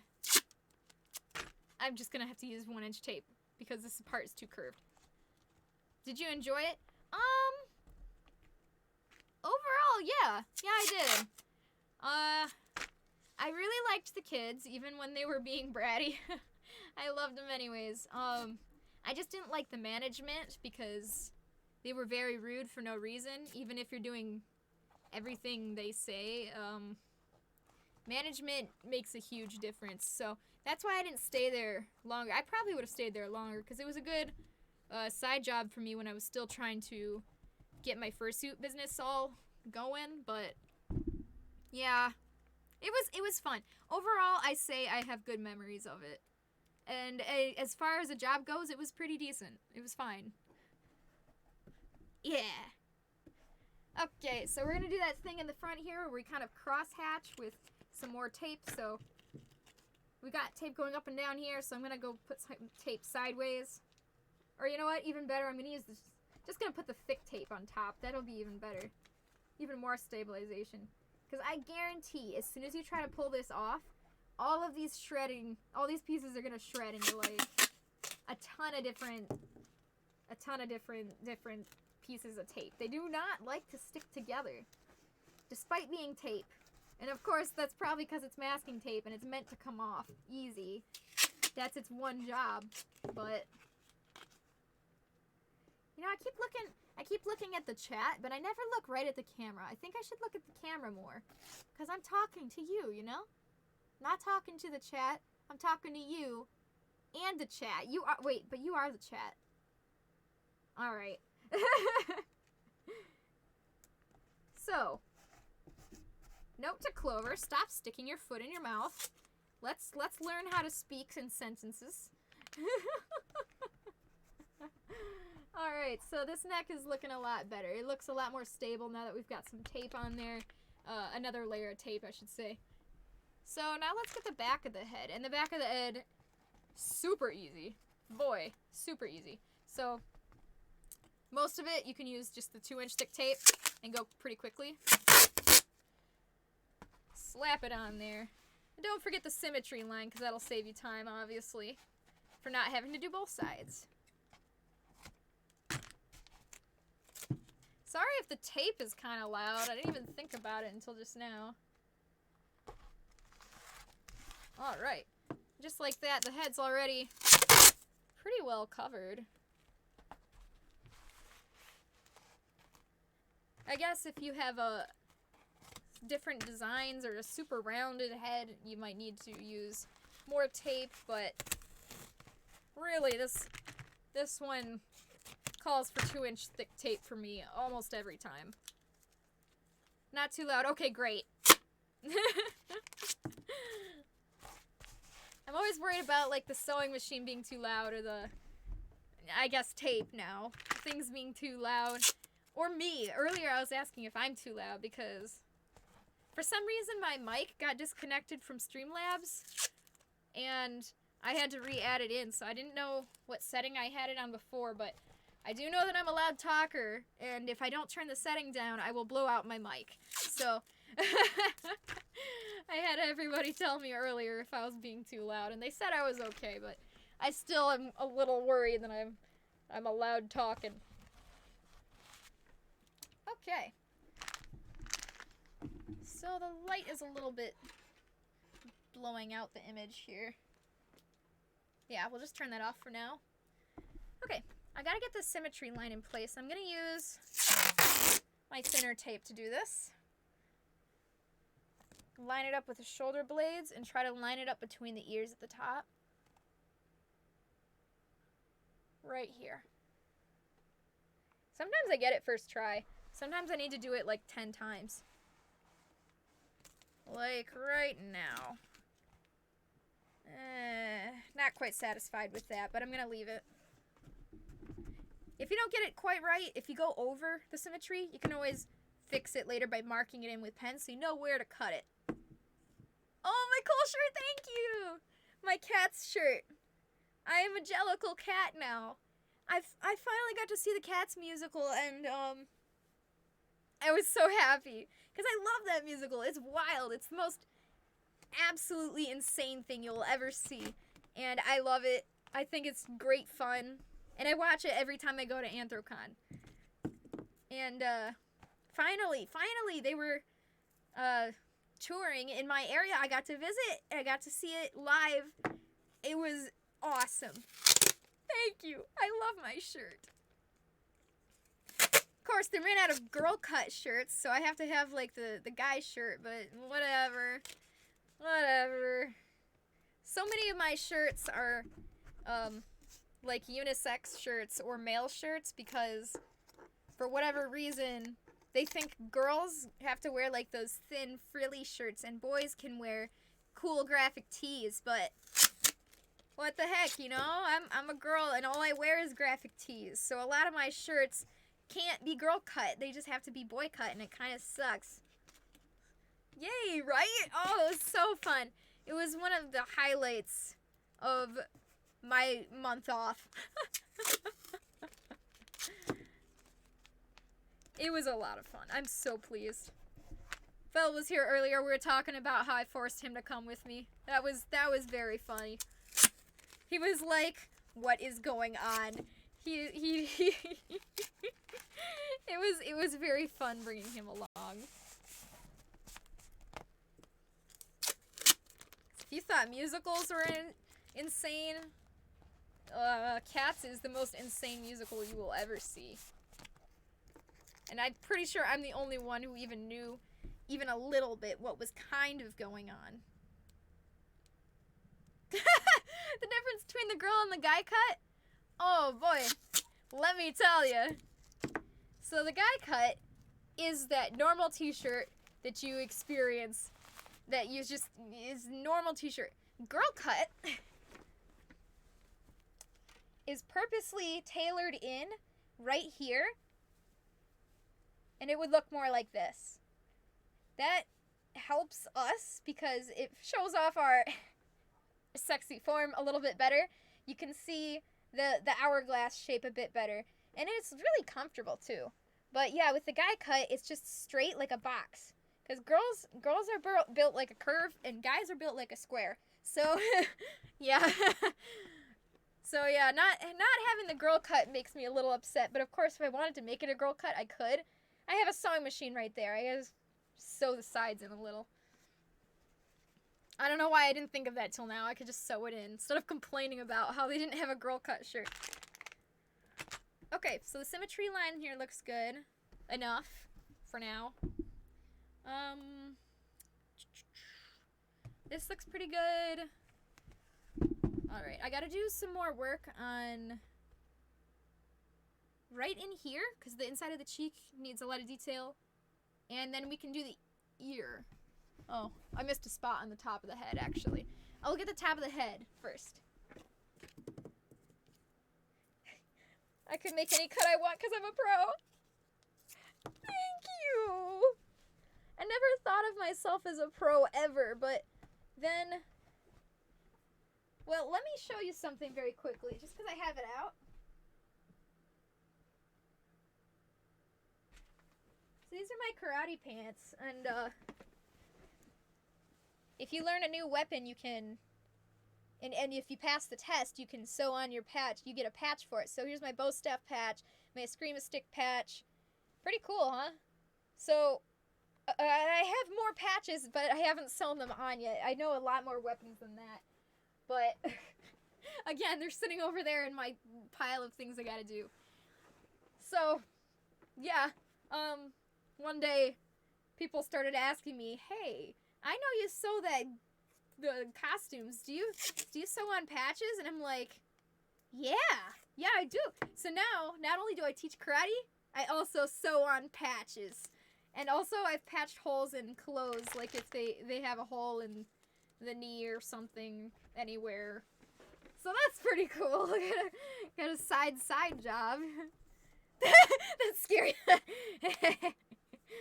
Yeah, right now we're going over katana.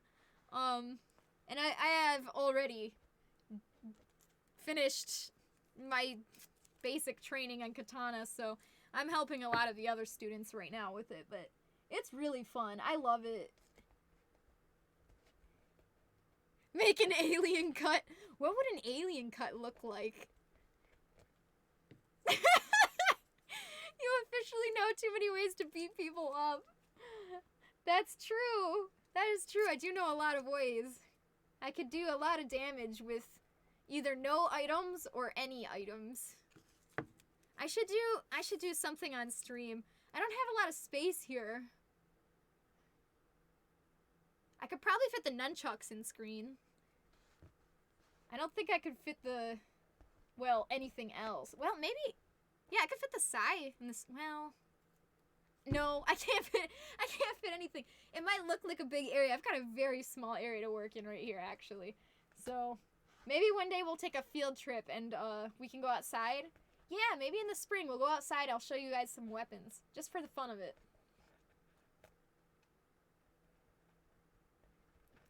I officially know too many ways to beat people up. I love that. It's so true. I really enjoy beating people up. How to get banned on YouTube. Alright. So, the inside of the mouth area is a little bit tricky. Well, not inside of the mouth, but like the corner of the mouth here. And that part's tricky for me, and probably would be tricky for you too. So just make sure take your time on it and get every little detail. Even if you need to like cut tons of tiny little baby strips to fit in there. Because this edge of the mouth is really usually pretty intricate compared to the rest of it. I mean, it's not like it's that, like, crazy hard. It's just, compared to the rest of the fursuit head, taping it up is the hardest part to tape. And if you mess up on the taping, it's gonna mess up your pattern. So, you want to take your time and make sure your pattern is good. It's worth it. Because if your pattern's not good, you're gonna have parts where the fur is like too saggy, or parts where the fur is too tight, and it's like you gotta stretch it to try to fit it. It's doable, and it is pretty forgiving because faux fur fabric is pretty stretchy. So it's not like it's not forgiving, but obviously you want to do the closest to the best you can possibly do. So yeah, take your time, make sure you do it nice job. I'm going underneath now, apparently. You should have seen me earlier when I was sewing the inside of the head and the liner. Man, I hate having to try to sew that inside area. There's gotta be a better way to do the liner. Absolutely awful. In fact, I did learn... okay, double tangent here. Last time I was at Anthrocon, I went to a panel of some other fursuit makers, and it was so much fun. I hung out with all the other fursuit makers that went to that panel, and we were all trading ideas, and I taught them some stuff, they taught me some stuff. It was awesome, so fun. And the other side tangent I have is Motor City FurryCon is this weekend. Motor City being, you know, Detroit is the Motor City. So I'm going to that. And if anybody is close by, which I don't think any of you are, feel free to send me a message and we can meet up. Maybe we can high five. Maybe get some lunch or something. Oh, okay, Shiny Mew. I'm so sorry you had to have such a hard drive just to work. But I appreciate that. I appreciate you hanging out, and I appreciate the lurk, too. Good luck. Survive. I'll see you later. It'll be your turn soon for the fursuiting.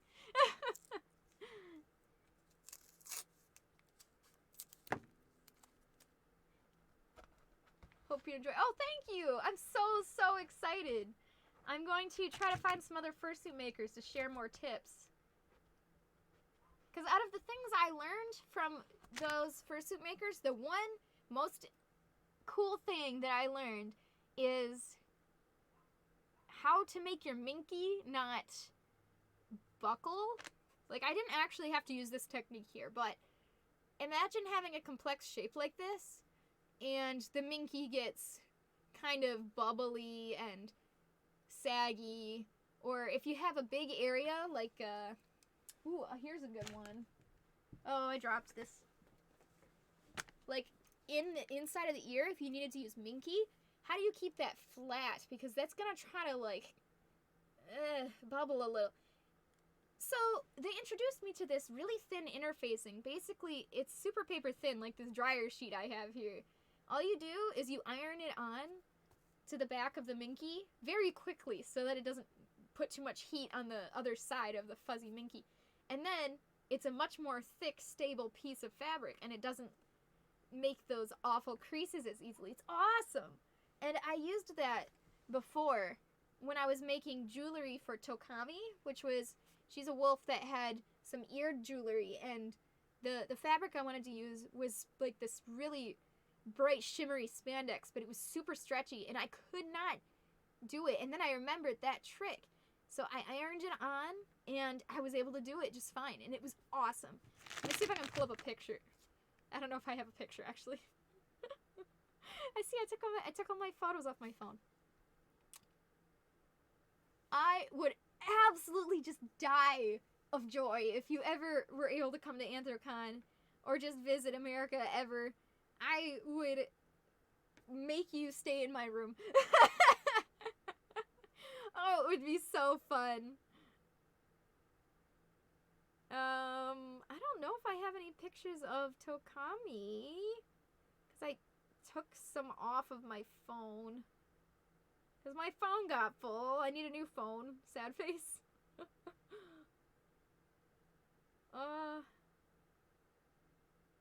Yeah, Punchki Day. Now I'm just looking through my photos. Come on, man. Where's that head? Yeah, I don't think it's on here anymore. Well, I don't know. You'd probably beat me up 20 different ways. Well, as you stay on my good side, you're probably safe. Maybe. Oh, I'm very close to the camera now. Hi, guys. Alright, I didn't, notice that my light got unplugged. No wonder it's pretty dark over here. Alright, this looks pretty fantastic. This looks good. Top of the head. Top of the head. Okay, so we'll work on the ear now. So I've got to make you guys taller. And I'm going to turn on this light. Blind. The final head looked really good for Tokami. She was probably stoked. Thank you! I'm really happy how that one came out. I was so happy. And she loved it. She was absolutely freaking out. It was so fun. It was very, very fun to deliver that one. Thank you. I'm glad you thought it looked good too. I really, really enjoyed that one.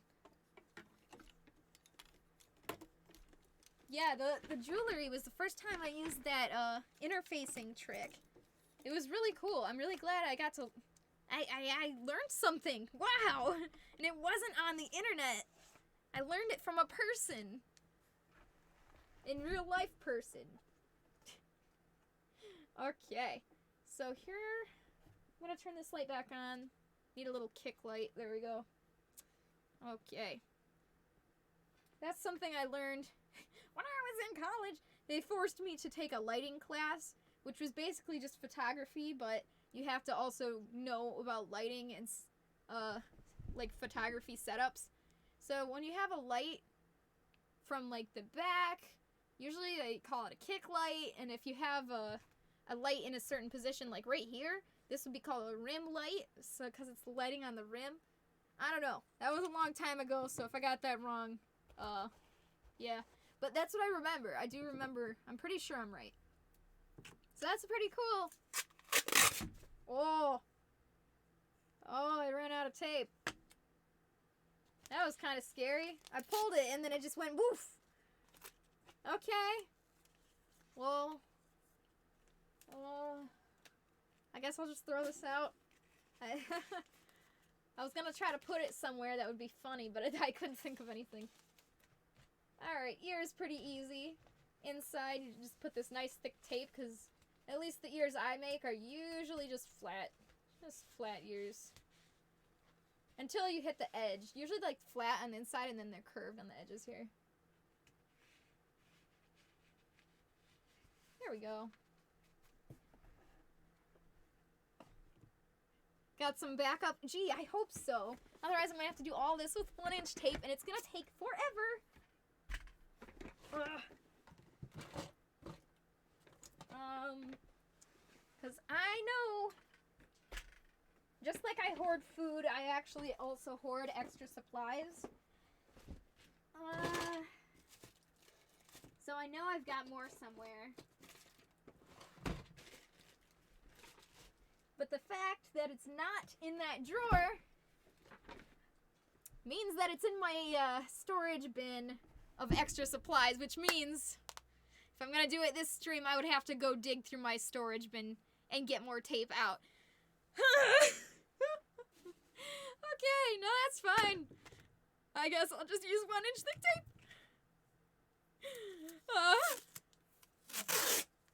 Well, see, there's another reason why streaming can make things a little bit harder.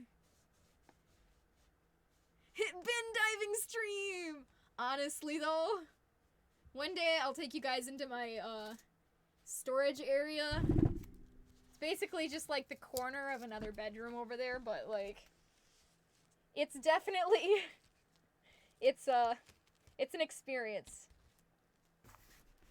It's very full, but very organized, I should say. So that's good. You know, I wonder if I do have 2-inch tape in there. I know I bought packaging tape recently, but I don't remember buying masking tape recently, so I hope this isn't my last roll. Man, this is gonna take forever. That's alright, alright. I got this. I can do this. I can do this. Gotta have that, the spirit. What kind of spirit? I don't know. Don't you want to check? I totally would, but, you see, even though my storage area is very, very organized, it's very dense, meaning if I need to get to something in the back, I need to pull out all the crates in front of it. And everything is labeled, so I can easily know what is what. But the bin for extra supplies, I usually keep in the back because I very rarely get to it. So it would probably be like, I mean, not too long, but maybe like 15 minutes of just shuffling around stuff. It's really, it's not something I want to do during a stream, really. Even a 3 or 5 minute ad break wouldn't be able to cover that. So that's, it's alright, it's alright. I'll get the tape for next time. But thank you. You know, I was thinking about doing another stream, another suit up stream, because for some reason everybody really likes to see suit up streams. And it's like the one video of mine that got the most views and on YouTube, and I'm like, bro, that was like when I lived at my old place, and the lighting was absolutely terrible, and I didn't have a mic yet. I'm pretty sure I used my phone for the whole thing. It was terrible, absolutely a terrible video, and it's the one video I have that has the most views, and I just can't even. It drives me insane. So I'm thinking if I do another like suit up video, I can at least it wasn't a stream. I mean, it was a video that I recorded on my phone and then I posted that. That one wasn't a stream. But yeah, I can't stand that that's my most highly visited video, and it's probably one of the most ugly looking ones because of my bad equipment at the time and location. I'm sure the information is good. However, I also have grown as an artist since then, so I'm sure I could provide even better or more information. So I'm ready. I think I should do another suit up stream, but not stream, video. Well, maybe stream. Maybe a stream one day, but suit up video would be good. You're good at explaining stuff.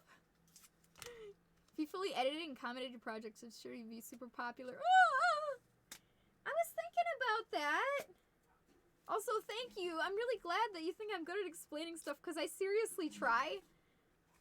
But I never know if it actually works. Especially with super complicated things. You're pretty good at explaining stuff, too.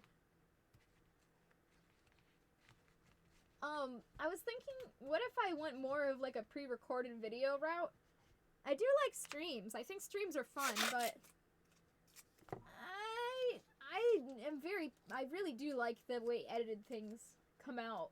Very, very fun and professional, and it's easier for more people to enjoy because not everybody likes this long-form stream type content. So, I don't know. I was thinking about switching over to that for a while and seeing how that goes, but I'm not sure. I'm glad you think that I would be successful with that. That's promising. I definitely trust you, because you're also a video maker and artist, and you've been where I am, so I like your opinions. They are good to me. Okay, getting a little bit to the nitty-gritty here. This is the area I actually probably would use 1-inch thick tape here, just because it's really curvy and it's kind of near the bottom here is a little bit hard to maneuver around. Okay, so we've got some ear holes in here. Not every fursuit head will have these built in, but if you do, you can try to hide them with fur. Like, these ear holes are actually pretty big, and that's because of the way that I built the head. Usually I would have them be a little smaller. So if they're small enough, usually just the fur on the ear and up here can kind of hide that hole. But if it's too big like this, I will also put like a thin, just like a black minky layer on top, so it can hide the balaclava underneath. So, yeah, if it's a big hole, definitely try to cover it up, but most of the time, it'll be a smaller hole, and the furs from both sides here will hide it.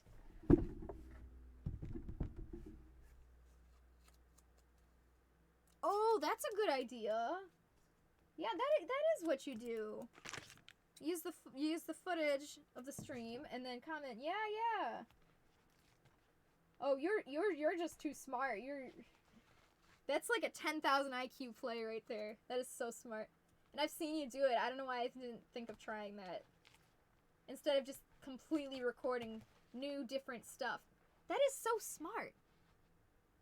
Why did I not think of that? You're welcome, by the way. Yes, you are good at explaining stuff. And you do it in a very entertaining way. I'm always highly entertained. So you obviously are doing something right. Good job.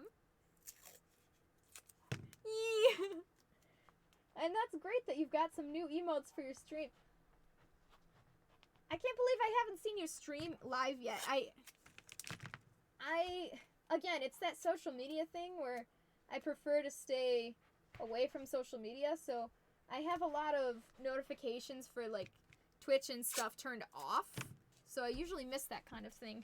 Fire, hey, how you doing? Cindery, hey, wow, everybody's just popping in at the same time right now. How you guys doing? We are currently taping up this bat head. Ugh. I'll move it back so you guys can see. Here's the nose. I'll put the nose.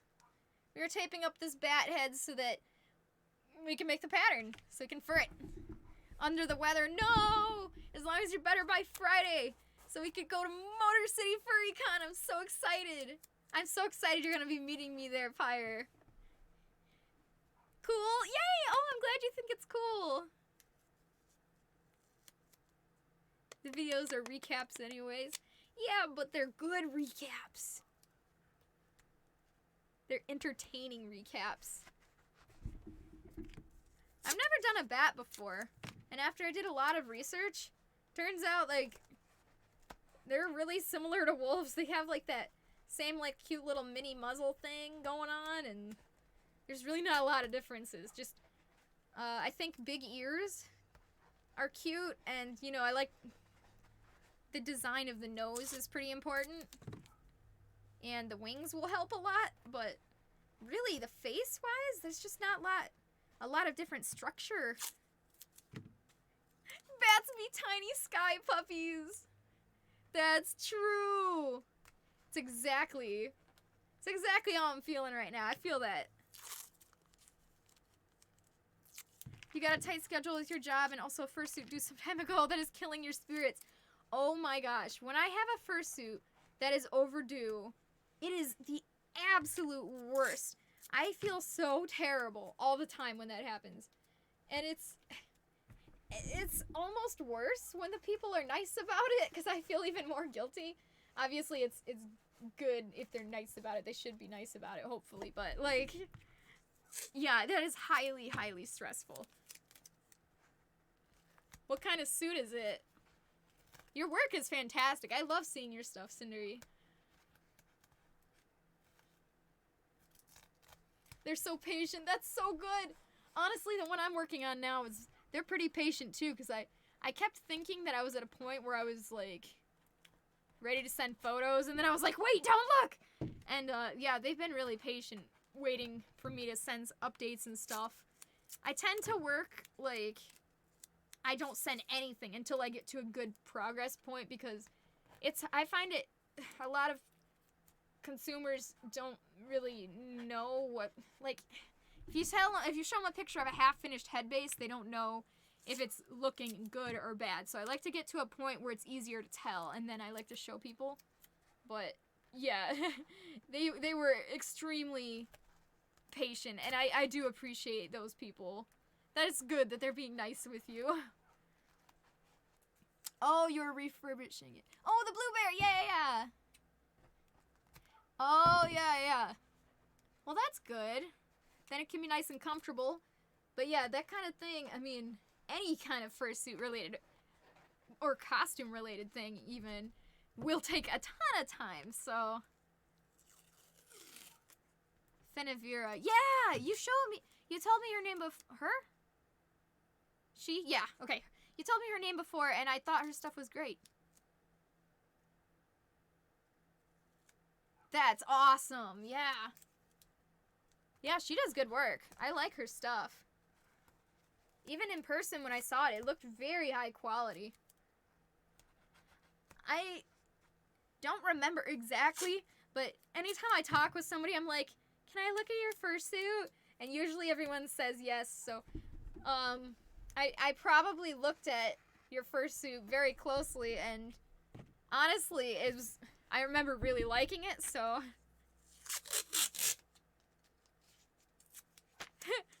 Tokami is in!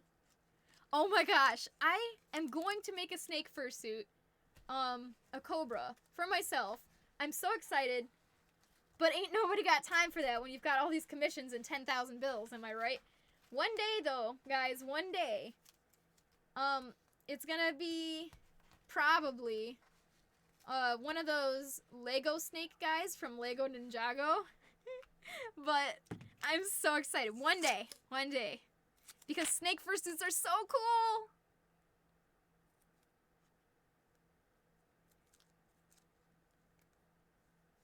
Oh yeah, your phone does not like my stream, does it?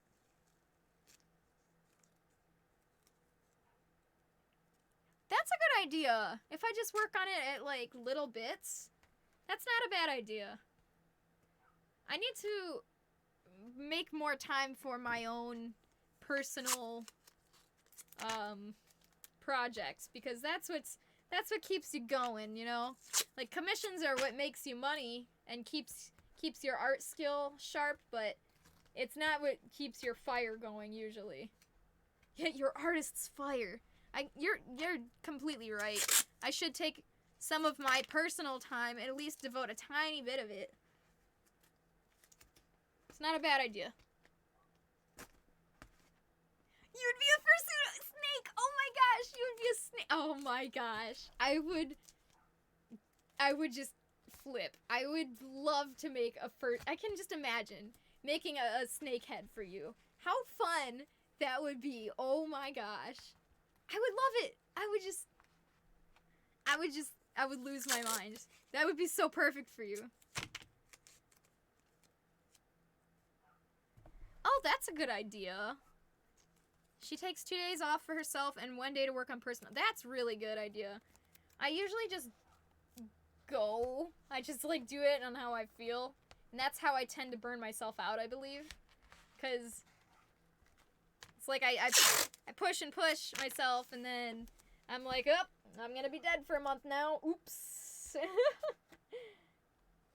But I'm also really not a fan of set schedules, because it's like, as an artist, it's really hard to say, okay, now you're in the mood to do art. It's just like, it's really hard for me to plan set schedules when it comes to streaming. Like, I really, really want a set schedule for streaming, so you guys know when I'm live. It's, like, the nice thing to do. But I can't tell when I'm going to be feeling it. And if I'm not feeling it, I will have a very low energy, very boring stream. So, it's a double-edged sword. It's good to set a time for yourself to do these things, like take breaks and to stream, but at the same time, I really don't like adhering to a schedule. I don't know. I'm wondering, maybe that's just me. Is that like a normal artist thing? I mean, it seems like Fenevira, I think, is able to do it. I don't know, man. It's a schedule thing. It's hard for me. I'm a free spirit. What can I say?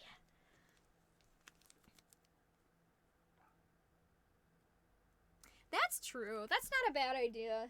It doesn't always have to be high energy. That's a good point. I never thought of that. I usually try to keep it up, but, no, that's not a bad idea. Have a late night stream one day where I'll just take it easy.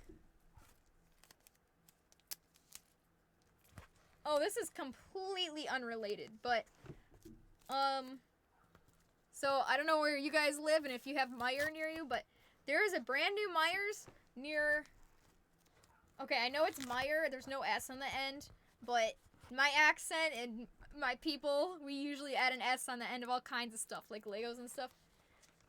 It's just near my house. It's in the Detroitish area. It's not super fun, but like it's big. Wait, what? I thought it was crazy. It's like, okay, you know with Aldi's? Everyone says Aldi's. It's actually Aldi. It's not with an S on the end. But we and Legos, apparently, it's just Lego. Like, I just thought we always added an S on the end. I didn't know Meijer actually used to be Meijers. What? Okay, well, anyway, Meijers they made a new Meijers near us, and oh my gosh. First of all, a brand new supermarket store is beautiful, especially in the city where everything you see is like kind of well, there's a lot of people and it gets run down pretty fast. But there was like 2 aisles of cheese.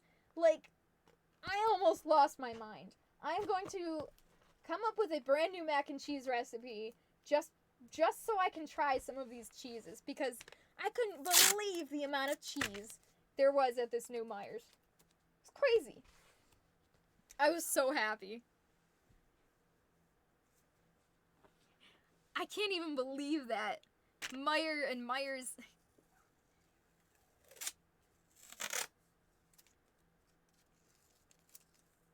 Oh. When you have more boring work, having a work group can be motivating. That's not a bad idea. When I have boring work, I'll usually put on a movie in the background. And if I have really focused, intense work, sometimes I'll put on some music, or sometimes I have to sit in complete silence to think it out. So, but I never thought of having like a work group. That's not a bad idea. I wonder how somebody would find something like that. Oh, bro. I bet there's like fursuit maker Zoom calls. That would be so fun. Or maybe I could just make a group call on our Discord and just hang out. Hey, it's Willow. How you doing? You don't put an S at the end of Lego, silly. I cannot say Lego. I can't. It's hard. I have to physically think about saying Lego. That's so weird. It's Legos. Legos. That is just bizarre. That is weird and wrong to say it singular. We're doing pretty good over here. Better since I started streaming. I'm glad you're doing good, though. That's good. People do that on Insta and TikTok. Oh, well. Here I am. Part of me is like, man, I can't wait to socialize. I can't wait to meet new people and make friends and stream. And then the other part of me is like, I want to never touch social media. I don't want to stream. I want to hide in a closet and stay there. Like, what? Why am I an anomaly? I don't even understand. But yeah, I mean, if I did use TikTok or Instagram, that would be a pretty good idea, probably. To make like a little, to join a little work group.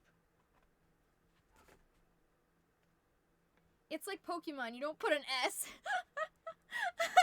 Oh no, so, oh, that's really funny. So you had that, a different experience, but similar, where you were saying Pokemons. Oh, that's really cute. I kind of like it. I kind of like Pokemons. That's cute. The only difference is you learned from your mistake, and I am sticking to my mistake. But I think there's a lot more people out there that say Legos than Pokemons, so at least I have the crowd to help me try to defend my side. Even though I know my side's wrong. By the way, for anyone following along, I am trying to keep the crease on the inside rims of the ear here and here. There's 2 rims here, both here. Try to keep that creased as I go. That way it will be a lot easier to cut off and to draw the pattern. It just makes everything a lot easier. So worth it. Okay.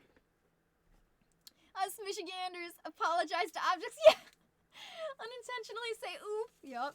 Have longer oohs than we combine a lot of phrases. Yeah.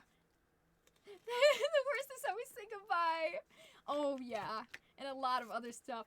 The one I like to say is, how we... Well, Legos is definitely one of them. And Aldi's, Myers. Always adding S's onto stuff. I also like to say, Oh,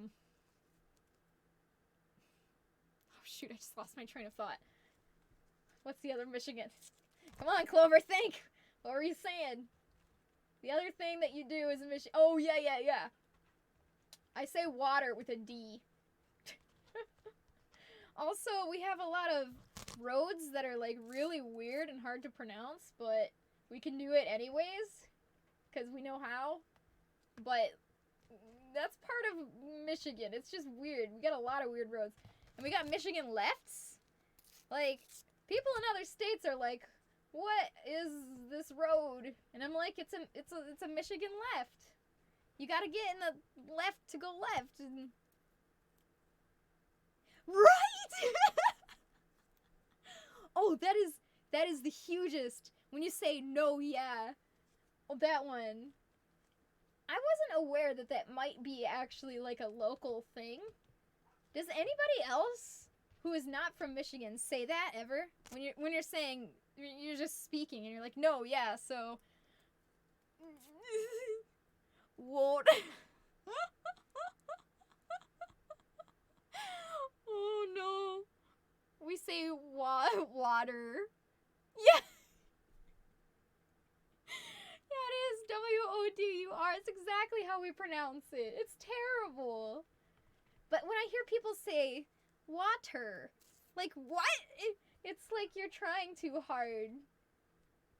I cannot. It's very hard to get myself to say water. I don't get it. Water is way cooler with a D, okay? Pop, yes! We have pop here. If you go down south, like when I was in school in Tennessee for years, everyone was like, soda! And I'm like, it's pop! It's pop! And then you got the weird people that we don't talk about who call it a Coke, and then they call it's like, well, what kind of Coke do you want? Oh, a Sprite. Like, why would you call it water? Bottle. Yeah, the bottle part, that too. Water bottle. I can't say it right. It's water bottle with a D. Even the bottle part is D, bottle. Like body, you know? By the way, Lyra, don't learn your, don't learn any English inflections from me unless you want to sound like a Wisconsinner or a Michigander. Because I will teach you how to say water bottle with D's. And your English is already so good. I couldn't be responsible for messing you up. Bro! Hungry Howie's, yes! I am so sad that there's no Hungry Howie's. I love Hungry Howie's. It's one of the best pizzas. I didn't even know that was an outside of the state thing. Like, okay, do you know about Fazoli's? Because those are incredibly rare where we live. Like, I know the further we traveled south, every time I went to school, and we got in that car for that huge trip, I think one of the closer ones was in Ohio, but I don't even know if there's any Fazoli's in Michigan. And it really is sad because, I mean, cheap pasta takeout, you know? Like, why not? That's amazing. You get cheese on those things. I really want Fazoli's now. I guess I'm just gonna have to cook pasta for myself. Since I don't live with Fel anymore, who's supposed to cook me pasta when I'm hungry? Oh man. Okay. I'm going to cook just the best mac and cheese when I get off stream. I say that every time, and it's because I always do. I get off stream and I cook mac and cheese. Do I have a good diet? Absolutely not. What? How is there Hungry Howie's in Florida? What the heck? Wait, Florida's Panhandle? I don't know what that is. I don't know what that means. Is that in Florida or is that a... What is that? Your accent is garbage. You have to record so much voiceover every single video. No! Alright, well, okay. First of all, your accent's adorable, and you do a wonderful job at English. And when I'm sorry, all I talk about is college, apparently. My first year of college, one of my friends that was in animation with me was a transfer, and he was from China, and he was learning English that year. It was so hard to understand him, but we tried our best to work together, and by the end of the 4.5 years, he was speaking, like, fluent, really amazing English. Like, so good. And I'm so proud of him. I knew he could do it. But, yeah, at the very beginning, I couldn't even barely understand him, so. Drink water! I still need to put in, like, a water redeem or something, but that's good enough. Water! This is my water bottle. No, this is my water bottle. I'm so sorry. Anyways, with that mini story, Lyra, your English is great, and it's only gonna get better, and I believe in you.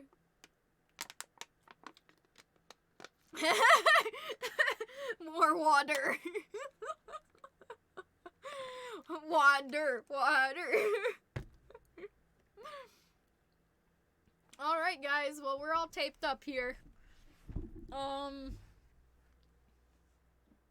Normally at this point, you can't really stick the eye in because the tape adds extra thickness, so you can't really fit the eye back in. And that's okay. You don't really need it in there, but I just thought I would mention that. I'm gonna get just a tiny bit. Well, let me see here. No, we're good. We're good. I'm just trying to decide if this eye line looks good or if it needs a little bit more tape. No, alright, I'll add a little bit more. Just a little bit more tape. Better safe than sorry, as I've discovered. Can I start saying Pokemons now? Because that's really cute. I love that. That's adorable. That's how it should be. I mean, it's harder with words that aren't, like, actually, like, real words when it's like a made-up word. Like, there's a lot of Pokemon's names that people didn't know how to pronounce for years until they released the 3D Pokédex that actually told us how to properly pronounce these names, because made-up names are really hard. So, at least that's understandable that you got the Pokemon one wrong. More water. Yeah. Eyes before or after fur? Oh, for me, it's always after. Because this eye hole is... I can't even tell you how helpful the eye hole is. Because I can get in there and I can stitch things. I can glue things. I use it for mobility's sake. So the very last thing I do... well, one of the last things I do. After I fur it and it's all shaved, it's all sewn and glued on, then I get the eye ready. So I put the mesh on and I put the eyelid on. And then I will insert that eye, and it's like the finishing touch of a puzzle piece. You just shove it right in there, and suddenly your fursuit head is just like done, and it's awesome. Not because I want to put the eyes in last, but I think that's just the best way to do it. Also, you don't accidentally get hot glue on the eye or anything. This is the best way for me. That's my favorite way to make it work. Yeah, so then I usually peel back some of the fur here, and I just put some thick glue dabs in around to make sure that the eye stays in place. Yeah, I would absolutely I used to do it where I put the eyes in first, but I found out that it turns out much more professional looking if you do it after. The other reason being, if you have the fur on there and you stick the eye in, the fur around kind of curves in. Like, I'll take Figby. Figby, my good boy. With these old eyes that are just absolutely terrible. Okay, so right here, so you can see how the fur is kind of like tucked in to the eye.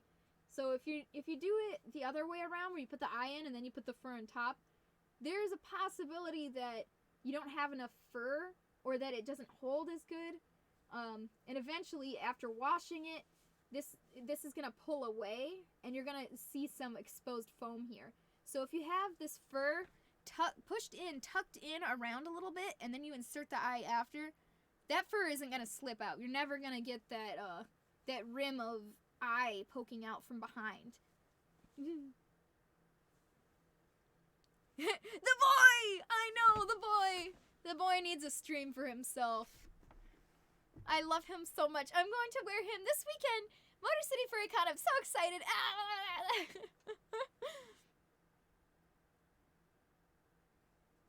I saw somebody sew the head lining and the outside fur before putting eye in. Yeah, that's exactly what I would do. So I got the liner in first, and then I put the black on the inside of the mouth on the top of the bottom. Then I'm gonna put the fur and then the eye last. That's what I would do. It's exactly what I would do. Yee! I love him. So since last time I showed him on camera, I don't think I've shown this off yet. He has a new nose. It's minky, and it's got a squeaker. This is gonna be loud. Not as loud as me, apparently. He's got a new inside of his mouth, but not a new liner, so you can kind of still see some of the old liner poking through, because I gotta take care of that. But the inside of the mouth is nice and new here. It's got a Velcro in there. You can't see it because it's dark, but a Velcro in there to hold the fan in, and new minky tongue, new teeth. Those were just awful. I'll show you guys the comparison photos one day. But for now, he looks so much better. I'm really pleased. And I actually did a lot of little tweaks to his bodysuit too, because it was kind of falling. No, it wasn't falling apart. But in my standard, looking at that being my first fursuit, it needed some CloverCat refurbishment. So I went back and I fixed a lot of things. I added snaps to the wrists. I made the tail sleeve better so it hides the seam on the tail better. I fixed the zipper. In fact, I took the zipper from the back and I put it in the front between two colors so you can barely see it. What else did I do? I fixed the heel. Like, there was so many things, just things that I did that I've learned over the years that was easy for me to fix. Now. Upgrades, yes! I know, I'm so happy. I've just, okay, as soon as Howl Fabric releases a deluxe fox of honey-colored fur, that's when I'm going to make Figby 2.0. I'm waiting on that fur because I've got luxury fox of lime green, and I want the matching luxury fox of this cream color too. So once, and I'm pretty sure Howl Fabric is going to be the one to first one to do it, so as soon as they release that, I'm going to buy like 1,000,000 yards. Gonna happen. I'm so excited. But until then, I just gotta keep him up and running, so I gotta give him a new liner. But other than that, he's doing pretty good. I know, I'm so excited. I finally got to upgrade him. He's gummy. He is gummy. Oh yeah, I was wondering. I'm glad you got a new owner for your suit, because I know you were selling it, and I'm really glad that they like it. Did you sell the artwork too with that with the costume? Sorry, I can't speak. Okay, so this looks pretty good. I'm pretty satisfied with this. So now we're going to draw the pattern on. So I gotta open up the reference.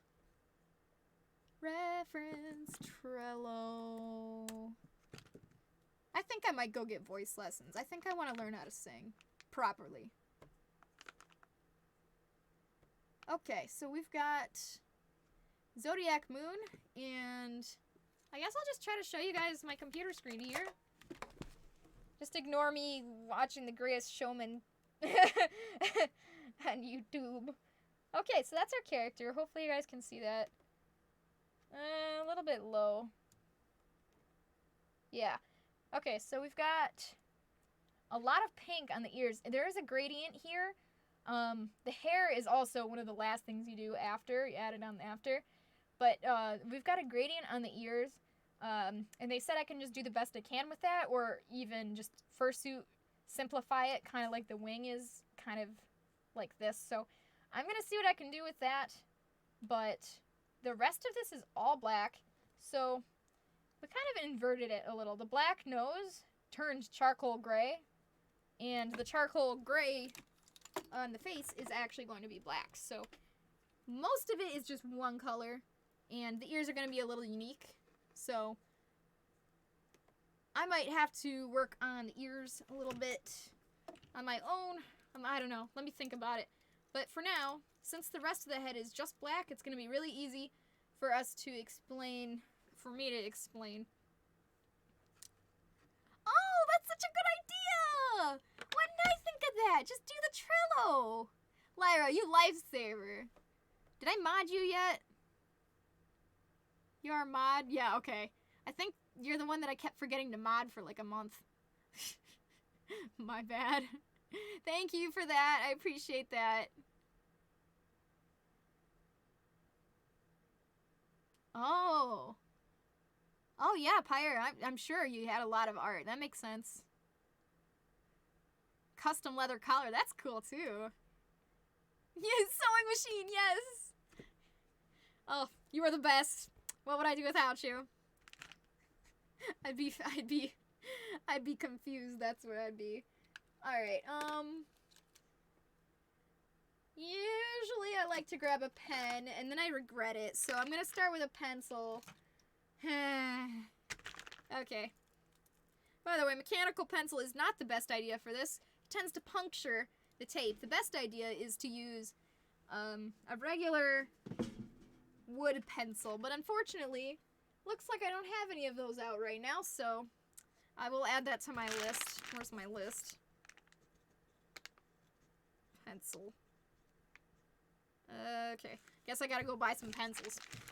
You'd think I'd have some pencils. I think I do, actually. I just gotta go check that back bin in the storage area. Be sick, apparently.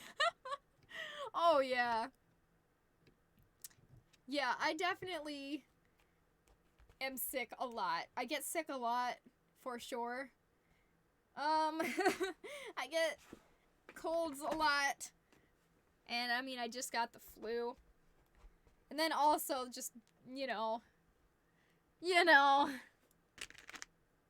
Oh, 3.2K also only worn to, like, one con. That is great. Well, I'm glad I got to see it at that one con, because that was pretty fun. That's pretty good. And yeah, you had a lot of artwork for that. That was just a very quality character. I'm really pleased that you got some money from selling it. Okay. Gonna grab out my blade here. I got some tape where I didn't want it, but I want some of it, so I'm just gonna try to cut it proper. Eee. No, you stay. Okay, that one did not want to stay. Hang on, guys. Me not explaining, but just sawing through some tape with a knife. This is what you guys come here for. Okay, so just before I started streaming, I accidentally left this blade open and I grabbed it like this. Definitely thought I was gonna need a band-aid for that, but for some reason I didn't. Shocking. Isn't it shocking how I'm just covered in scars? I wonder why. Maybe I should try closing my blades when I'm done with them.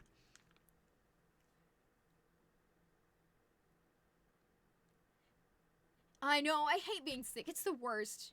And I mean, I work with kids too, so I see a lot of ew, public places. Yeah.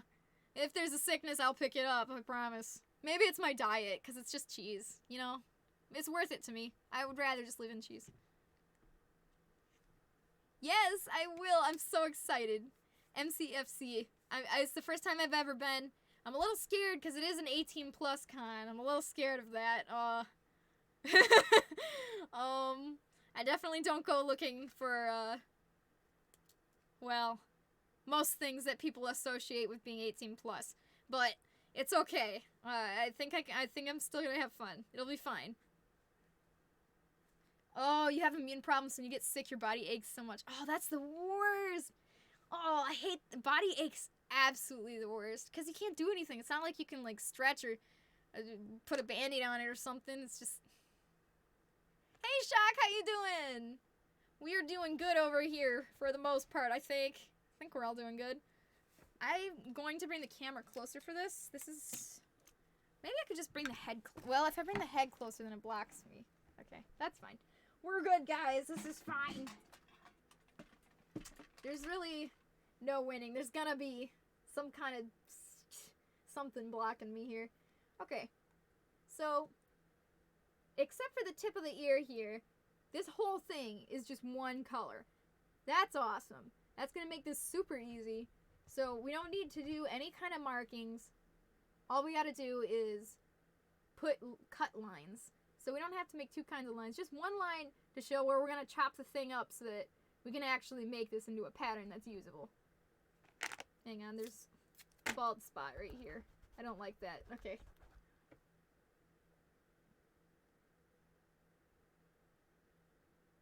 I don't know who that is. Is that a furry person that I don't know? Again, I don't social media that much. I know who Telephone and Pokari are. I don't know really any others.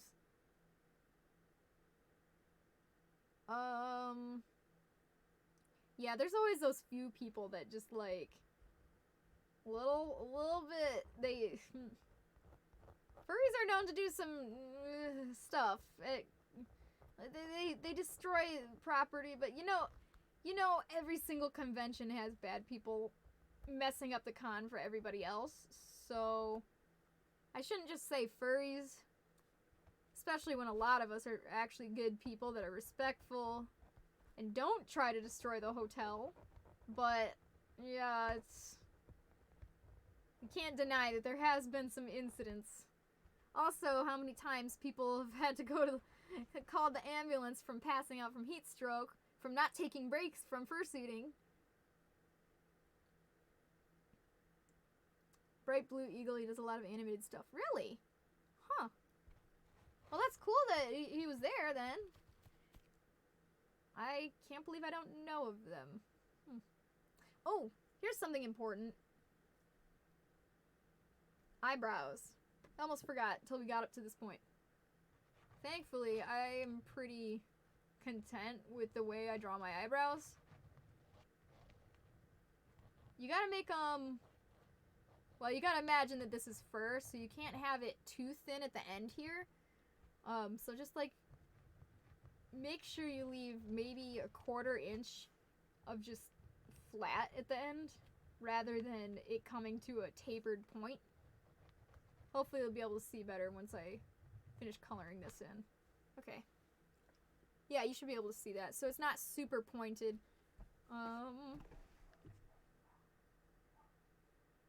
Good. I like it. Okay, so furries are known to do stuff. That's a good way to describe it. Honestly. Furries, man. What can I say? That's enough said. That's why you need a handler, no heat strokes. Right? Oh, man. Long time ago when I got my brother to come with me, and I made him carry my backpack, and he gave me water all the time. It was awesome. I don't think I could get him to go with me ever again because he just doesn't like it, but it was very helpful. It was very, very helpful. Okay. So, I'm trying to come up with the best way to chop this up, and depending on the shape of your head, it's gonna be definitely different, but generally, I go through a few different, main cuts here. So I like to do one here at the curve of the nose, and the part you want to put the cut in is where it's at its most curved, because putting a cut is gonna help when you need to lay it flat. So If you have a curved part that's like the cheek here, I'm probably going to need at least 2 cuts. Probably 2 cuts for this because it's super round like a beach ball. But, yeah, just one little dart half cut isn't going to do it. So, yeah, I got to think of where things are and the shape of them. So right here is quite rounded, so I have to put a cut here, and I follow that up through here for this one good cut. And I put one right around here, around the cheek. And for the eyebrow, I tend to draw the eyebrow, and then I'll usually put one here. It's not always necessary, but you can, and I just usually tend to. It depends on how curved it is. And I usually put one up here, and then I'll put one right behind the eyebrow up here, which I'm going to draw right now.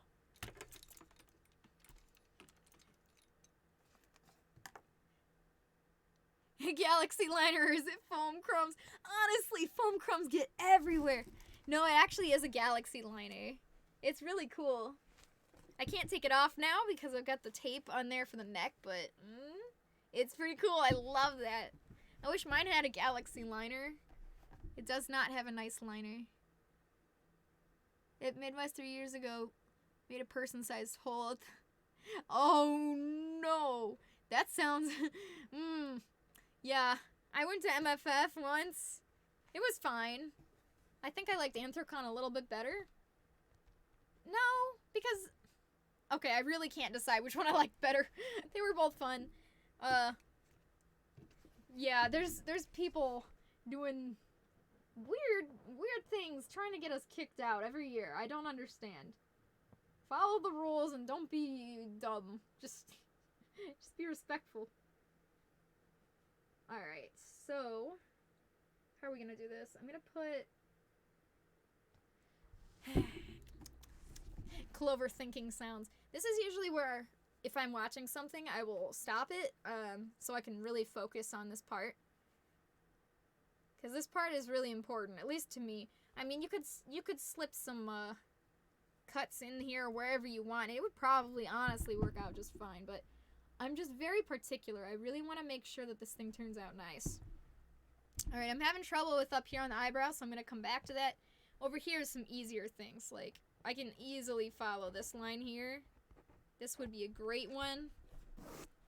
Anytime there's like a change in direction is a great time to put a cut there. Alright, I'm gonna have to angle this a little. I'm gonna have to follow the neck.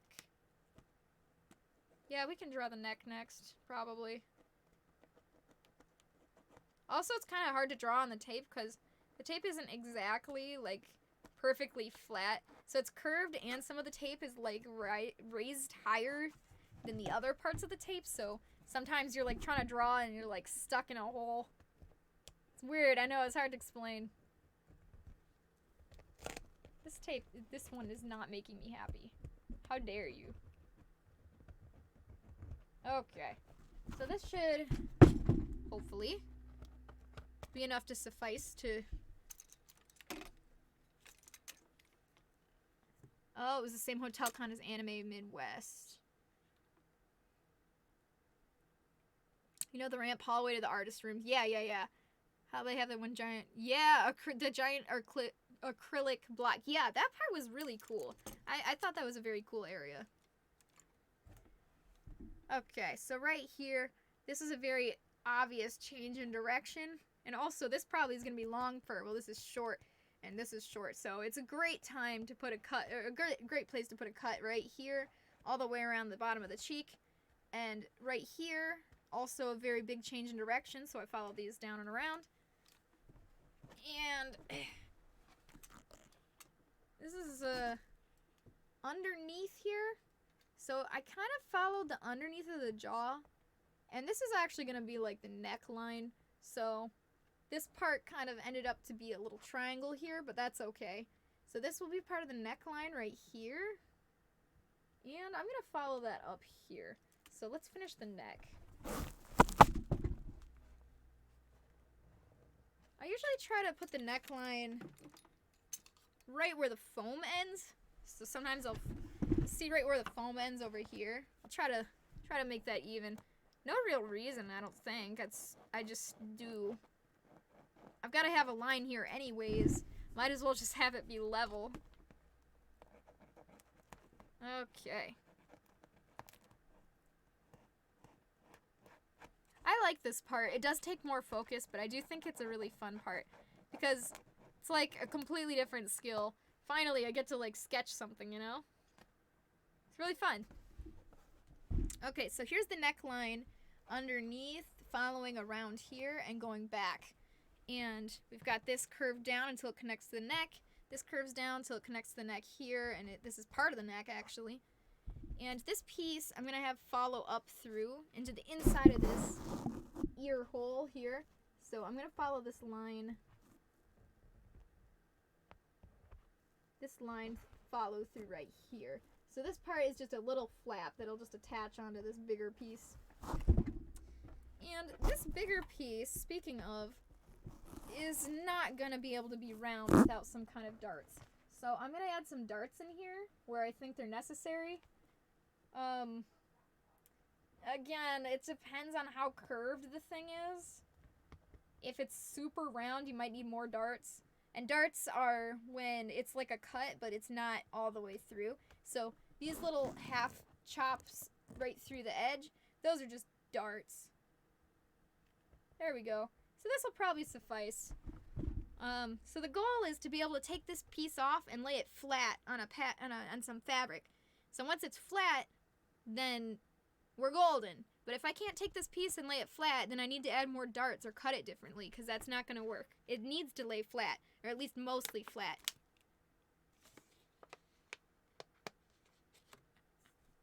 Oh, yikes. I will never look at the acrylic wall the same way again.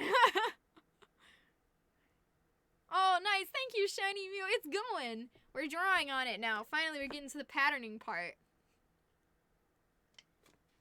Thank you. Water. Yeah, I saw that. Thank you so much.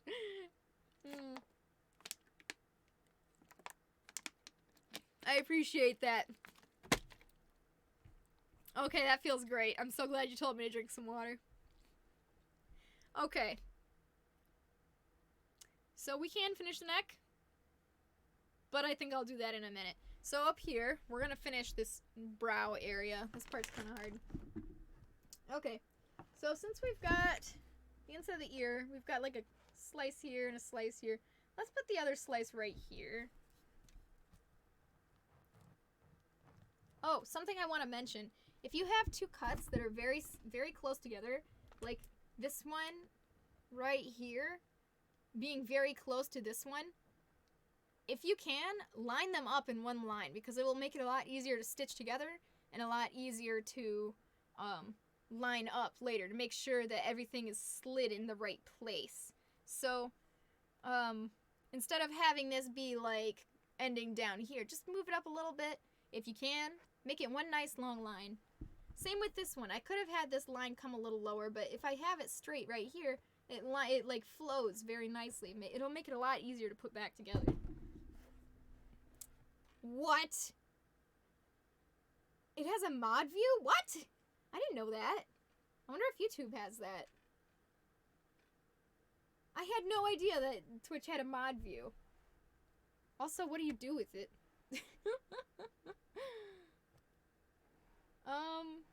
Set a 30-minute timer to drink.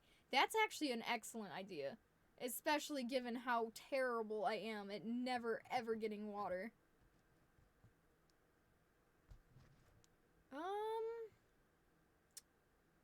Alright, so this front of the eye here, I've done two things before. I've had this front piece, this like U shape, be a separate piece before, and I've done it where I have like 3 long lines here before. And honestly, I can't really do the U shape this time because the way this is flowing, and if I do the U shape, it needs to start up here, and that wouldn't be great to try to halfway go around this eyebrow. Just because the way the eyebrow's shaped, I think this time it would be better to flow this way. So I'm going to try that. And I usually do the other way, but this time is just feeling better. Because otherwise the line would be right here, and you'd have a really, really thin strip of fur at the top here, and it just would be terrible. It just would not work good for me. Because this is right where the brow line is. And, yeah, I want to keep that intact. Nice! Hey, does it let you change, like, the title of my stream if you wanted to? That's so awesome. Like, I should have known there was, like, a mod view, but... Again, it's not like I pay much attention. Okay. Here's something. Here's a part where it's kind of at a different angle. A little bit. I don't think I need another cut here, but I might need a cut. So what I'm going to do is I'm going to mark it for myself. So I'll bring this closer for you guys. So I just put a dotted line here and I put a question mark. I know what that means. There's so many ways to do it, and every time I make a new head, I change my own rules. Sometimes I use different color markers. Sometimes I write it out. I don't know. This time I just put a dotted line and a question mark. But see how this angle is very... It might need a slit there, and it might not. So we'll see. We'll see when I take it off if I feel like this piece is laying flat enough, or if I feel like it's too curved, I can cut that and lay it flat. So there's actually a lot of parts where you take it off and you realize you might need a cut. Oh, bathroom break. See, that's not a bad idea. I think I'm gonna wait though, just because I'm almost done. Actually. Almost done for today. But thank you. That's not a bad one to add though. Bathroom break. Ad break. Okay, so we got this whole eyebrow structure. Okay, there would be a line right here. That should be kind of obvious, a line right here. However, the way I taped it, I actually just didn't tape this part to combine, so it's already cut, essentially. Like, this pattern is already ready here. So I didn't draw a line here, but there should be one. Okay, the muzzle. So I'm gonna prop this up. Oh, stretch is a good one.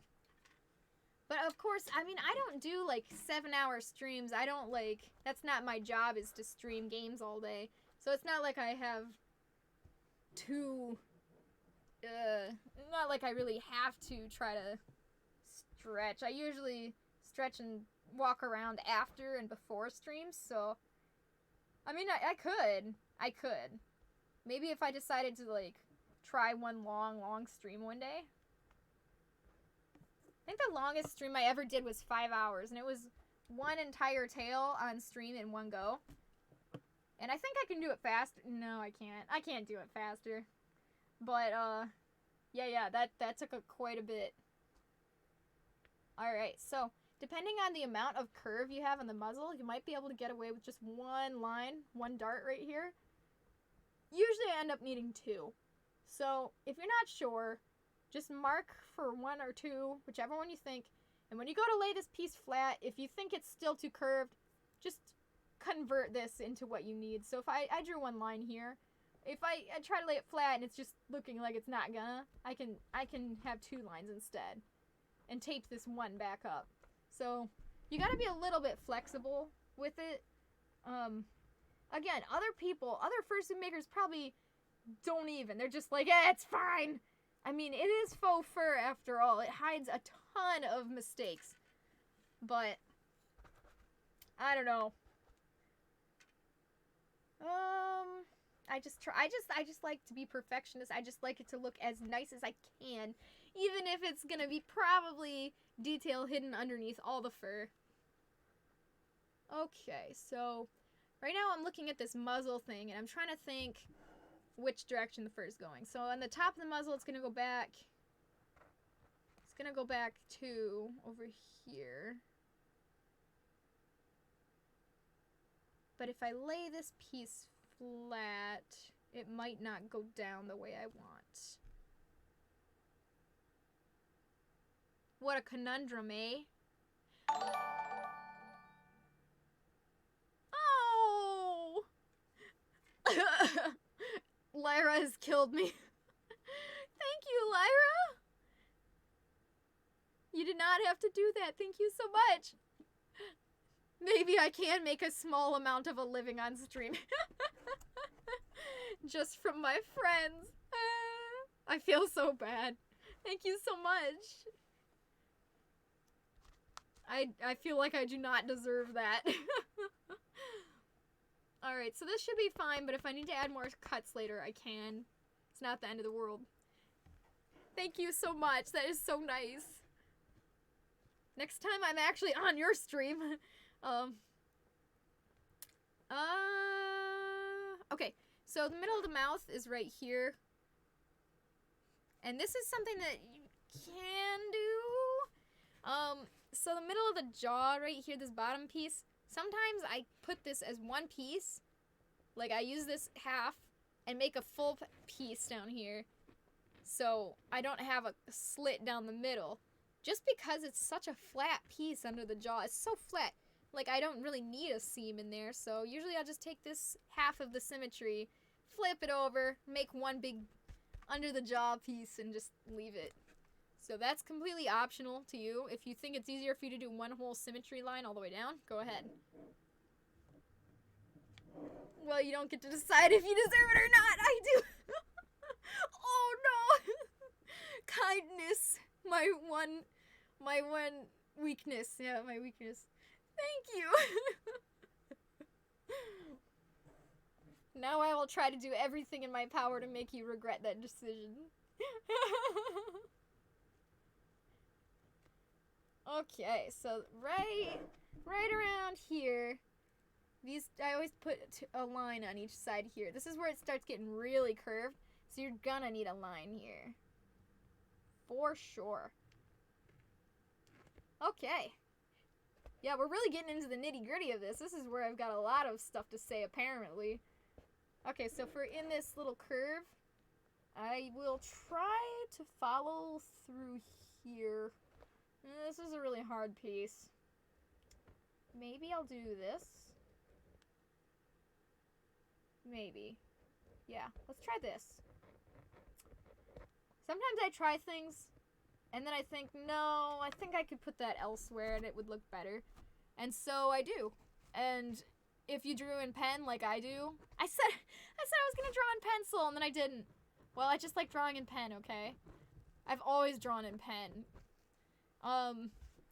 If you don't like it, you can put another layer of tape on top of it and hide it. Like you never made the mistake. Okay, so I'm gonna make this jaw piece, this under the jaw flap, as I call it. It's gonna be its own piece.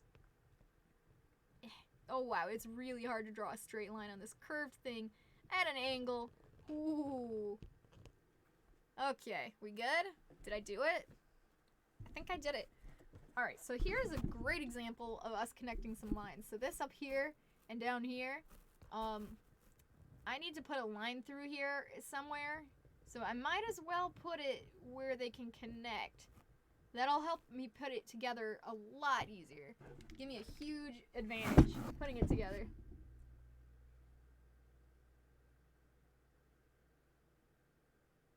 Really?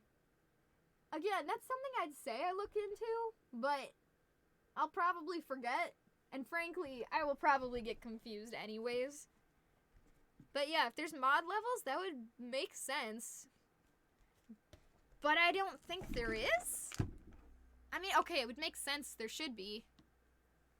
Okay, so right on... I have a foam roll over there just falling. Okay, right here, this is the one piece I'm going to make symmetry on both sides, is this jaw piece that's quite far away for you guys. Alright, I'm fighting with the camera today, but what day do I not fight with the camera, right? Okay, so this piece is going to be a mirrored piece, so I'm not going to have the cut in the middle. That's fine. So how I tell myself that this is going to be a mirrored piece, I usually just draw these cute little baby arrows so that I notice it. And then I write somewhere over here, I write mirror. Okay, it is really hard to write. Okay, cool. You can barely see it, but it is there. That way I know when I'm cutting out the pattern and making the pattern, I can mirror that section. Okay, well, we're here. I guess we'll work on the neck. It's a lot of tape with 2 layers. It is a lot of tape. Unfortunately, I do go through tape a lot. So, I'm not sure if I found a place to buy in bulk for the 2-inch tape yet, but I did for the 1-inch tape, and that's been a lifesaver. Okay, my camera's a little bit too high for this, even when it's tilted down. Thankfully, the masking tape is not that expensive, so I don't have to feel too guilty going through it. Alright, so we've got a curve here. Now, there's a few ways you can do this. You can... There's really not a few ways you can do. There's one main way I can think of doing this. So I usually will put one line around here in the most curved section, because that's the point of the lines here, because we're trying to cut at the most curved section so that we can make these pieces lay flat. So this is going to be like the neck and the shoulder. Essentially, this would be the neck and this is the shoulder section. So I'm going to... Yeah, this is good. Okay. Also, quick tip, when you're doing something with symmetry, you never want to end the middle at like a really sharp angle or something, because then when you flip it over, it's going to be like a V. You want to try to make it flat or just like a very faint curve. Yeah. Try to imagine what this would look like if it was mirrored. In fact, doing that right now, I think I want to lower this just a tiny bit. Look at me taking my own advice. Aww. There we go. Yeah, it is a lot of tape, and it does make it a little bit harder to cut through, but only barely, especially if you've got enough X-Acto blades, which I stocked up on. I've got a ton now. Alright, this part's kind of hard. I'm roughing it. I do not know how you would do this without a bobby. Not a bobby. That's the martial art one. Ed head. I don't know how you do this without an ed head, but this is super useful. Use the shoulder structure here to make this neck piece. I guess if you had a pattern already of the neck piece, you'd be fine. But this is where I kind of draw the neck piece. And now I'm left-handed, so this part's always hard. When I get to the front, I'm sure the right-handed people suffer too on the other side. Wait, no they don't. Right-handed. Oh, that's not fair. So, okay, so what I need to do is I need to tape up the I need to tape up the other side, so that way it's easier for me to mark this side instead of me marking it on... Alright. You learn something new every day. Now that's a really good plan. I don't know why I didn't think of it before. Wow. I never thought which side I taped up the head on would actually make a difference. Usually I just taped up whichever side I felt like that day, or whichever one I thought looked slightly better, which side, but dang, I guess. Alright, something important here. You want to make this neck fur actually low enough, because I've seen it before where people have bodysuits and the neck fur isn't low enough, and they're walking around and you can see like the line, like the collar of their bodysuit or their skin underneath because their neck ends way too short. So make sure it's nice and long enough. How long? I don't know. A little bit taller than this pen. I should get out a measuring tape, but frankly, it's a huge pain to roll back up. But I'd say about... Mine looks like it's about 8 inches tall. I don't know. But it is at a curve, too, so...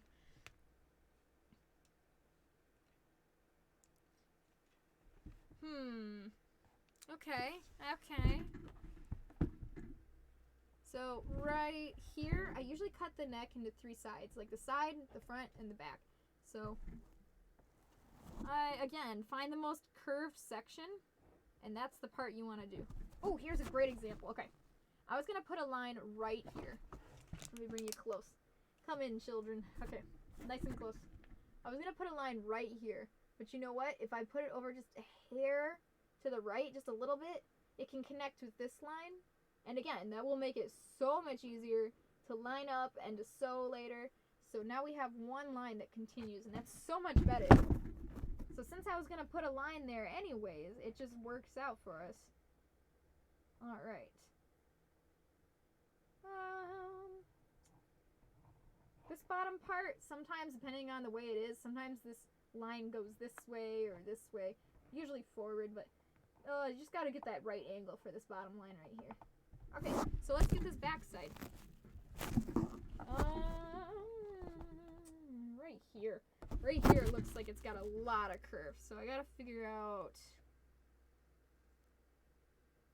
right here, I believe? Yeah, it's always a challenge. Always. That's good. That's what I thrive for. So this line, actually, I usually follow all the way down from the neck all the way up to the top of the head. So if you don't know where to start down here, start up here.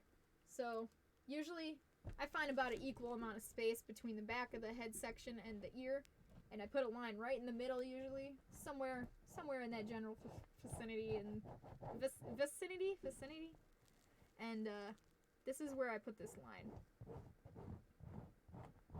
Okay. Then good.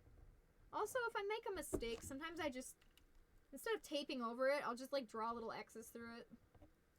I don't know. To other makers, it might mean something else, but for me, X's means this is a bad line. Ignore it. You have 6,000 channel points, dear lord. Yeah, I mean, I intended a long time ago. I intended to make it so you could use those for the giveaways, so that you know, by having the stream on, you get the chance to earn a giveaway. It totally makes sense, but I could never get it to work ever. So yeah.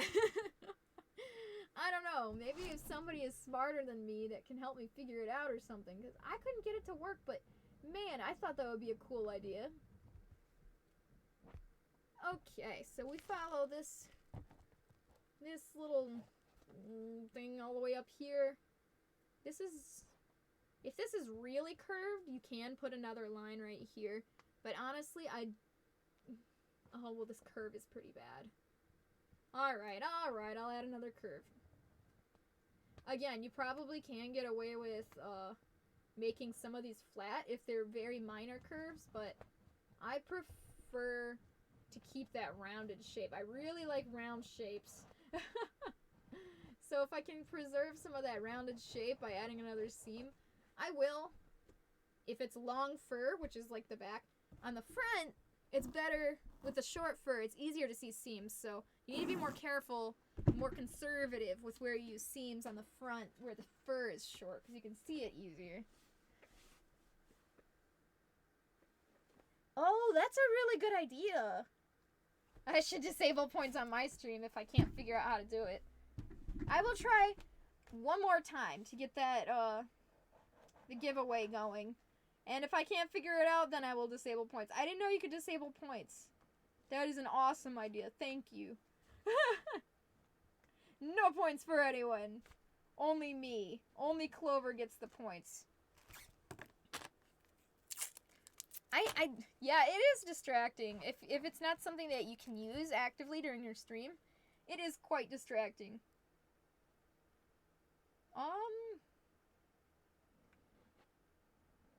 Okay.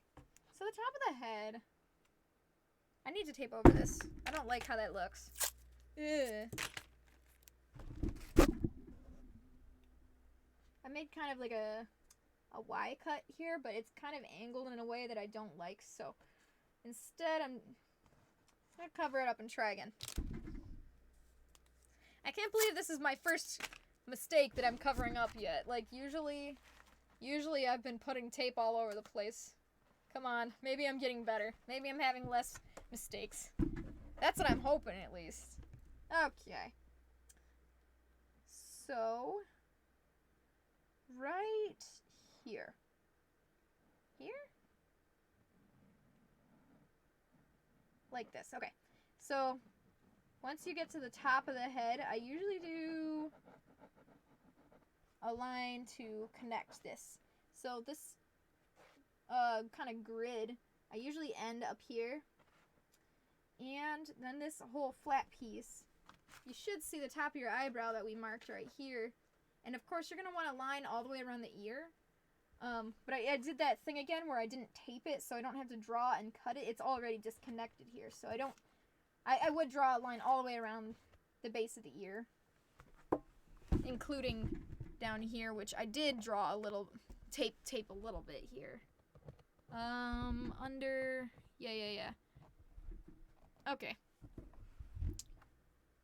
So assuming you drew all the way around the ear through here and all the way around through here, when you get to this point, come closer. I will show you my ways. Okay. You get to this point, this part curves in pretty sharply because this is where it like goes into that ear hole. Usually this part is actually kind of fine because this earpiece in the way leaves enough space where I don't even need a cut or a slit here. Usually this piece is just connected to this piece and it's fine. So leave that. But you're going to want to follow if your ears are built like mine, there's a lot of ways to make the ears. But I have the line here on the outside and this inside line. So I'm going to trace the inside line, at least how I make my ears. That's one thing that I've seen that is one of the biggest difference between me and other fursuit makers is there's a lot of different ways to make ears. And I think that's really cool. Maybe I'll try different styles sometime, but I really like the way I do my ears right now. Okie dokie. Great. Kind of hard for you guys to see, but you can really see my face though. I don't like that. Okay, so we got the line in here. This other line here, you really don't, I mean, I have it pinched in, but it's not, this one right here. I have it pinched in because that's just the shape, but I don't want to, I don't want or need to add a slice here and add another strip. It's not really necessary. So here's this curve around the ear in here, and now for this big flat piece, well, it's gonna end right here on the inside. And so the outside section, it's going down and it's gotta end somewhere. So we're gonna bring it in here. Where do I want that fluff to end? And where do I want the outside color here, that shaved section to start? So this part is where it'll be shaved, and then here up. Now I'm going to back up a little bit, and I'm going to give it a better look, and I'm going to think, where does that look good for where the ear starts?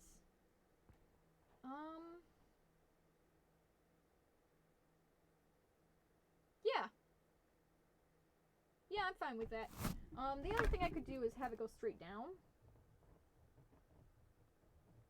So either I could make the inside of the ear part keep going through here or through here.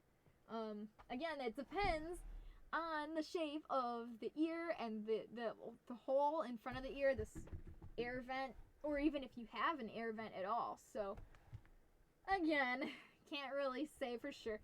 I can't decide which one I'm going to go with, which one of these lines. I'm going to leave them both right now, and I'm going to figure it out later when I'm able to focus better on it. Because honestly, either one will work. But I think I would like to look at this with some fresh eyes after I take a break, and then I can probably easier make a better decision. Oh, thank you! I'm sorry the lighting is so terrible, though. I don't know what it... I mean, I know what it is. I need a better lighting setup, but for some reason today I'm really struggling with getting the lighting just right. But I'm really glad that you appreciate it when I zoom in. Thank you. All right. This ring light, I can't tell you how many times I've tripped over the cord or accidentally like turned and knocked it over. This thing falls all the time just because of my clumsiness, and sometimes this front panel pops out, so don't mind me just putting it back. Okay, I believe we are almost done. I'm gonna finish up the ear, we'll finish up the cheek, and then we're really in the final stretch here. Okay, so for the ear, that's the light, that's not the camera. My bad. I'm used to this being the camera, but I don't have an extension cord, so My camera doesn't have as much reach as it usually does. Okay, so I'm used to my camera being over here, but I can't reach it today, so. Alright, normally I will put one line down the center of the ear tip, right here. And I'll put it, let me see if you can see in there. Right in there. Ooh, I should have made the tape a little thicker there.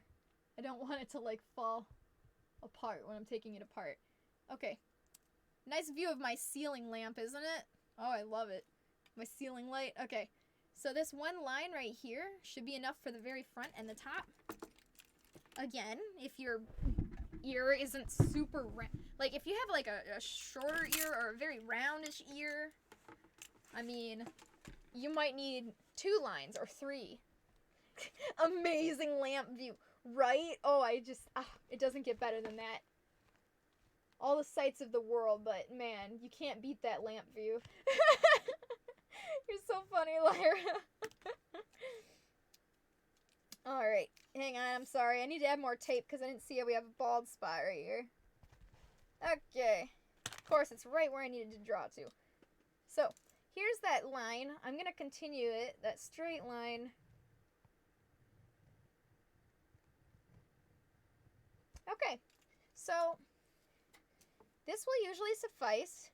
Depending on how curved this is, you might need to have this line go all the way through. And I've definitely had to do this before. But with these bat ears, I wanted them to be a little bit more flat but big. So they aren't super rounded. So I don't really need any lines right here. But once I get to this part down here, I'm definitely going to need a line. So I might as well connect it to this one, right? So I'm going to start down here. And I'll go up about this high. Looks pretty good for this dart. Okay. That looks pretty good to me. So we're going to see how that goes. And one other thing I've noticed when doing ears, at least in the style of mine, is that it's going to always need another dart over here at the bottom. So, whew, there's my face again. Hi. So I will add another dart down here. Usually right, where do I think? I don't know. I'm just going to guess right here. This part, I'm going to have to take it off and hold it in my hand so I can really see which part is the most curved, which part really needs that line. So I'm just going to tentatively put this dart here at the bottom, but I really do think it might need 2 darts or maybe even needs to be moved. Okay, so that's the ear. Yeah, usually this line, this tip of the ear line, usually this goes way down and then it stops about here for me personally, and then it's kind of one piece here. This is a weird ear because it's opposite for me, where the line is mostly at the bottom, barely at the top.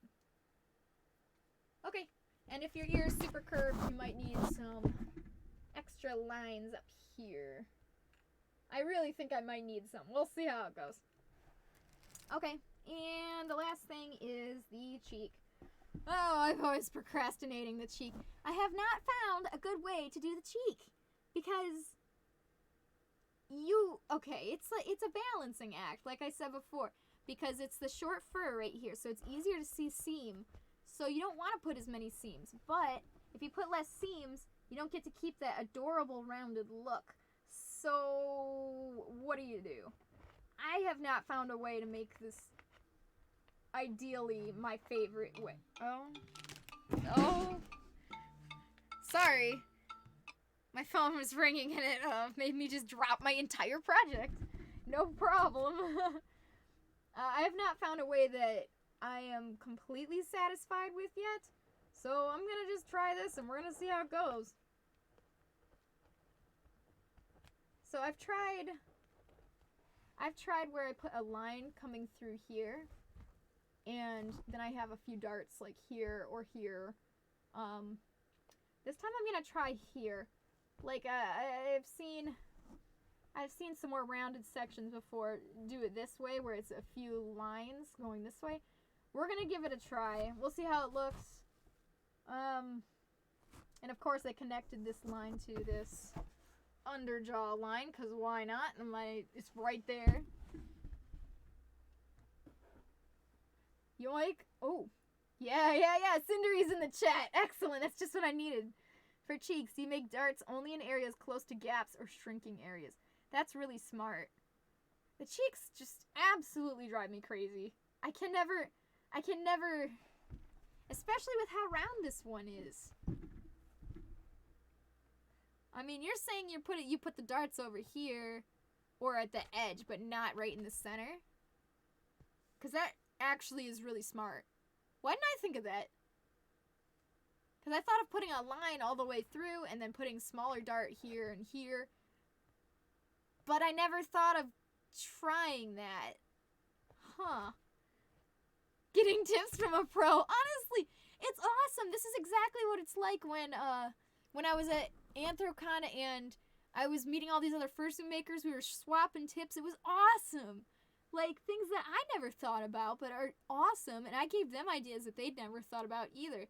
And it was so cool. It was so fun. I love that. We get to hone our craft together, and we're all community, you know? You feel that.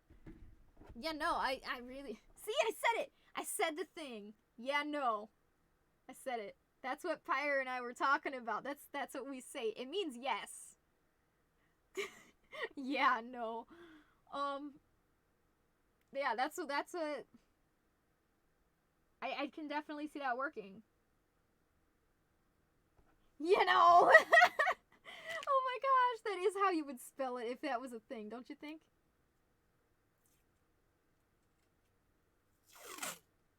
Oh my gosh, yeah. So that is what you were saying. You're a genius! You're a genius. See, I didn't even think about that. Let's go for it. I'm gonna try it.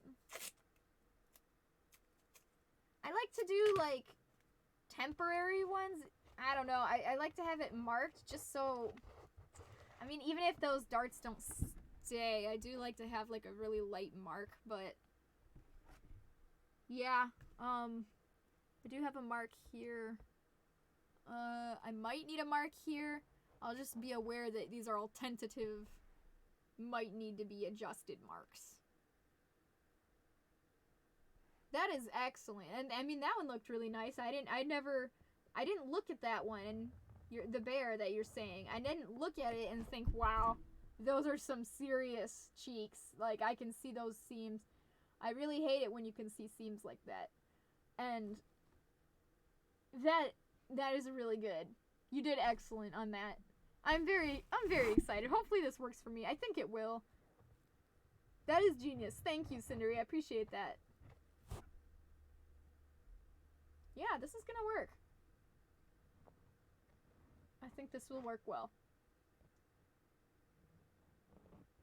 Okay. I'm pretty satisfied with that. I think that's enough dart. That's enough darts.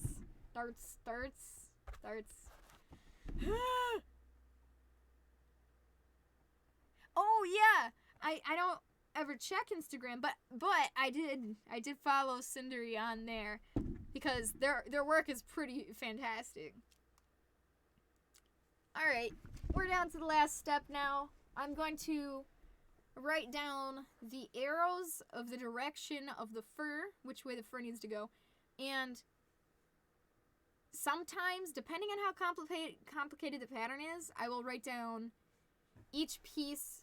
I will write down long fur or short fur. Sometimes, like, I'll abbreviate it in some way. And I'll write down the color of the fur. Thankfully, this is all super easy. It's all one color, and I know easily which piece is short fur and which piece is long fur. I'm just going to write the arrows of the direction of the fur for now. Oh no. I know, that's... When I had a job, I worked at Joanne for quite a while. Well, not quite a while. It was a bit. I worked there for a little bit, okay? Yeah, it just completely took my entire time, had no time for making fursuits, and I was a very sad person. I was a sad Clover because I had no time to do the art that I loved so much. And it really sucked. I really hated that.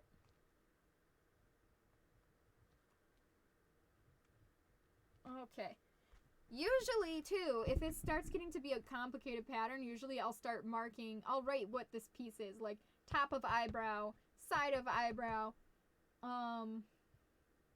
Actually, I probably still will do that because putting it back together after is usually quite easy if you've done it a million times, but you never know. Maybe I'll get sick again and I will need like a few days of absolutely just sleeping.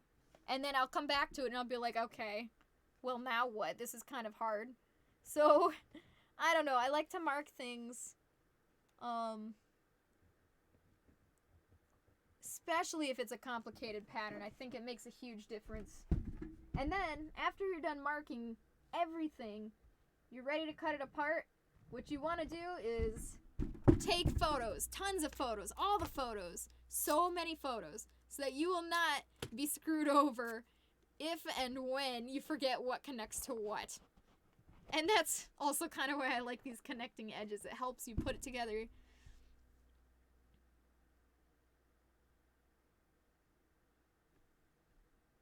Yeah, marking the connecting areas too.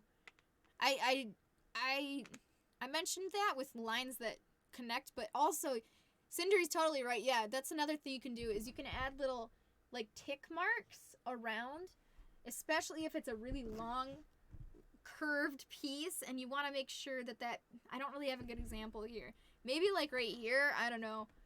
I do tend to put more lines than I need. I probably could get away with not even having this middle line in here. I like lines. I don't know. I'll try it without it, but I have a problem. That's a personal problem where I put too many seams. So, maybe I'll try not putting a seam there. We'll see. I'll see. But yeah, you can do marking ticks, with some pencil, whatever.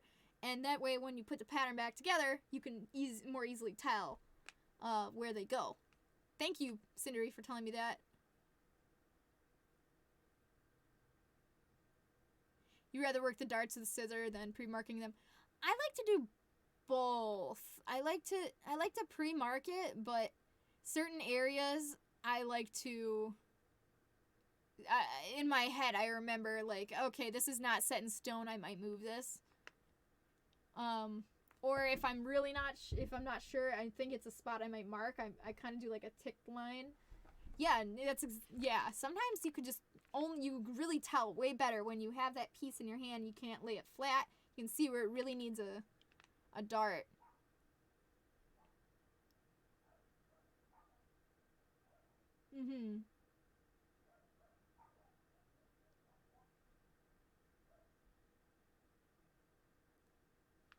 Yeah, you're right about that. It's good to have a lot of.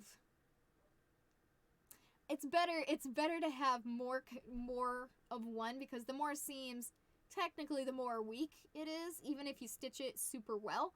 So that's definitely something that I would like to work on. I think my biggest. Yeah, I mean honestly, I could probably get away with less seams on this neck area.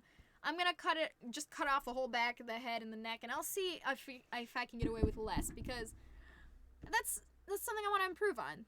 But yeah, have the biggest straight blanket of fur on there is better than a ton of cuts.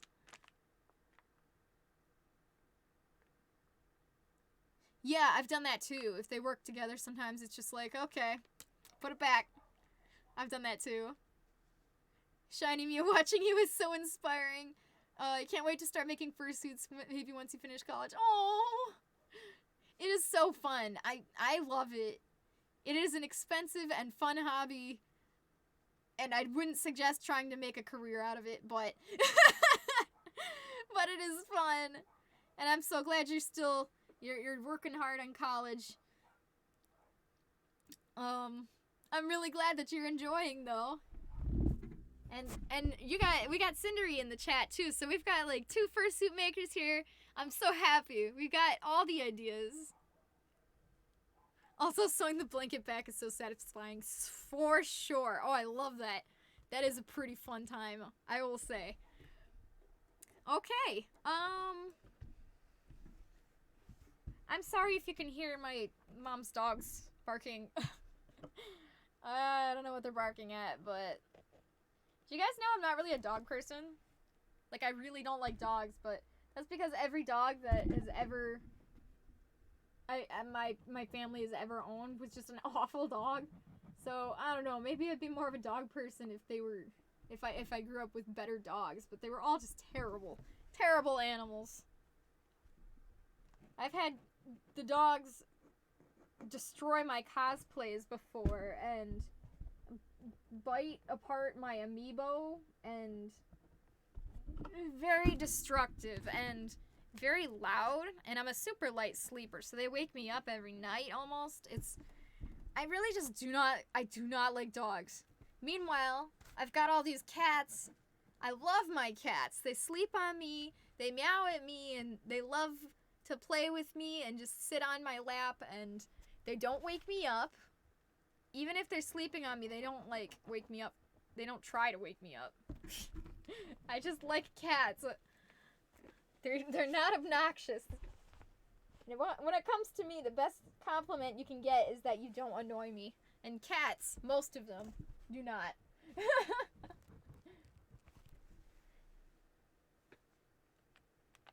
Bring the scissors already.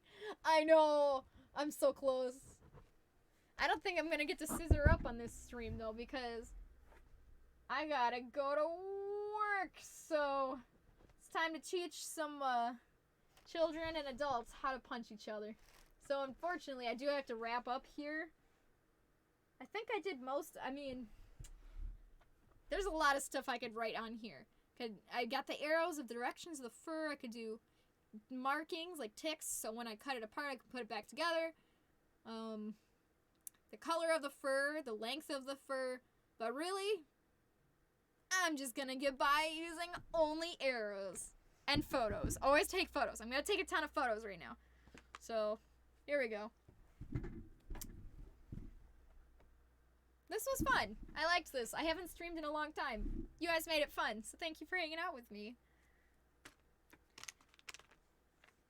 It appears it's not available? Really? What a compliment. You exist in a way that is not bothersome to me. Bro, right? Okay, so I've been trying to go on a few dates with people, and I can tell instantly if they're not the one, which has been most people, because they annoy me. It's very, very, very easy to tell. It's just like, ah, yes. You annoy me. Not you. Not you. So, I'd say 90% of the population is easy to annoy me. And I don't know why I get so easily annoyed. I mean, you guys don't annoy me, but, like, I don't know. But I guess that's my inner Slytherin sneaking out. But, yeah, I found one person... I went on a date with one guy. He did not annoy me. It was awesome. And then I found out he was atheist. So there's that. But we're still friends, and that's really good. It's really hard for me to find friends that don't annoy me, so but the dogs annoy me too. I just so easily annoyed. My cat suit is not helping. Alright, hang on. I'm gonna check my Instagram, make sure. I'm not sure why it's not showing up for you, Cindery. 2 eyes.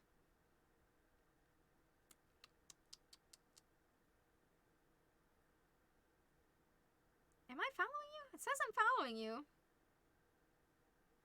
Yeah. I don't know, it looks fine to me. I'm able to see it. Yeah. Oh, your stuff. Now I'm just looking at your stuff.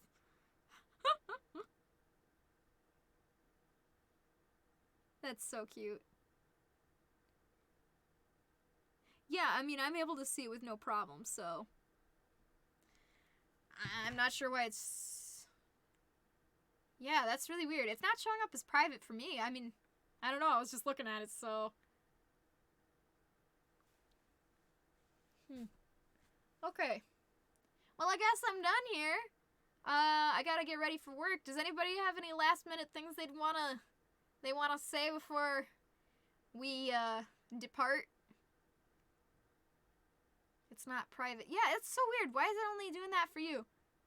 Maybe, I mean, maybe, wow, I really have no idea, actually. I was gonna say you could try to go incognito, but that's like, if you're using Google Chrome. I don't know if you can do that on the app. Oh, thank you. Thank you guys for hanging out with me. It was very fun. I know I haven't streamed in quite a bit. I'll put one of the eyes in there, and you can see. There we go. One eye is kind of freaky looking. Yeah, so this one's gonna be fun. I can't wait to show this one off. Alright, cool. Alright, bye guys. Thank you so much. Thanks for hanging out with me. I appreciate it. It was fun. And I hope you guys have a good rest of your day too.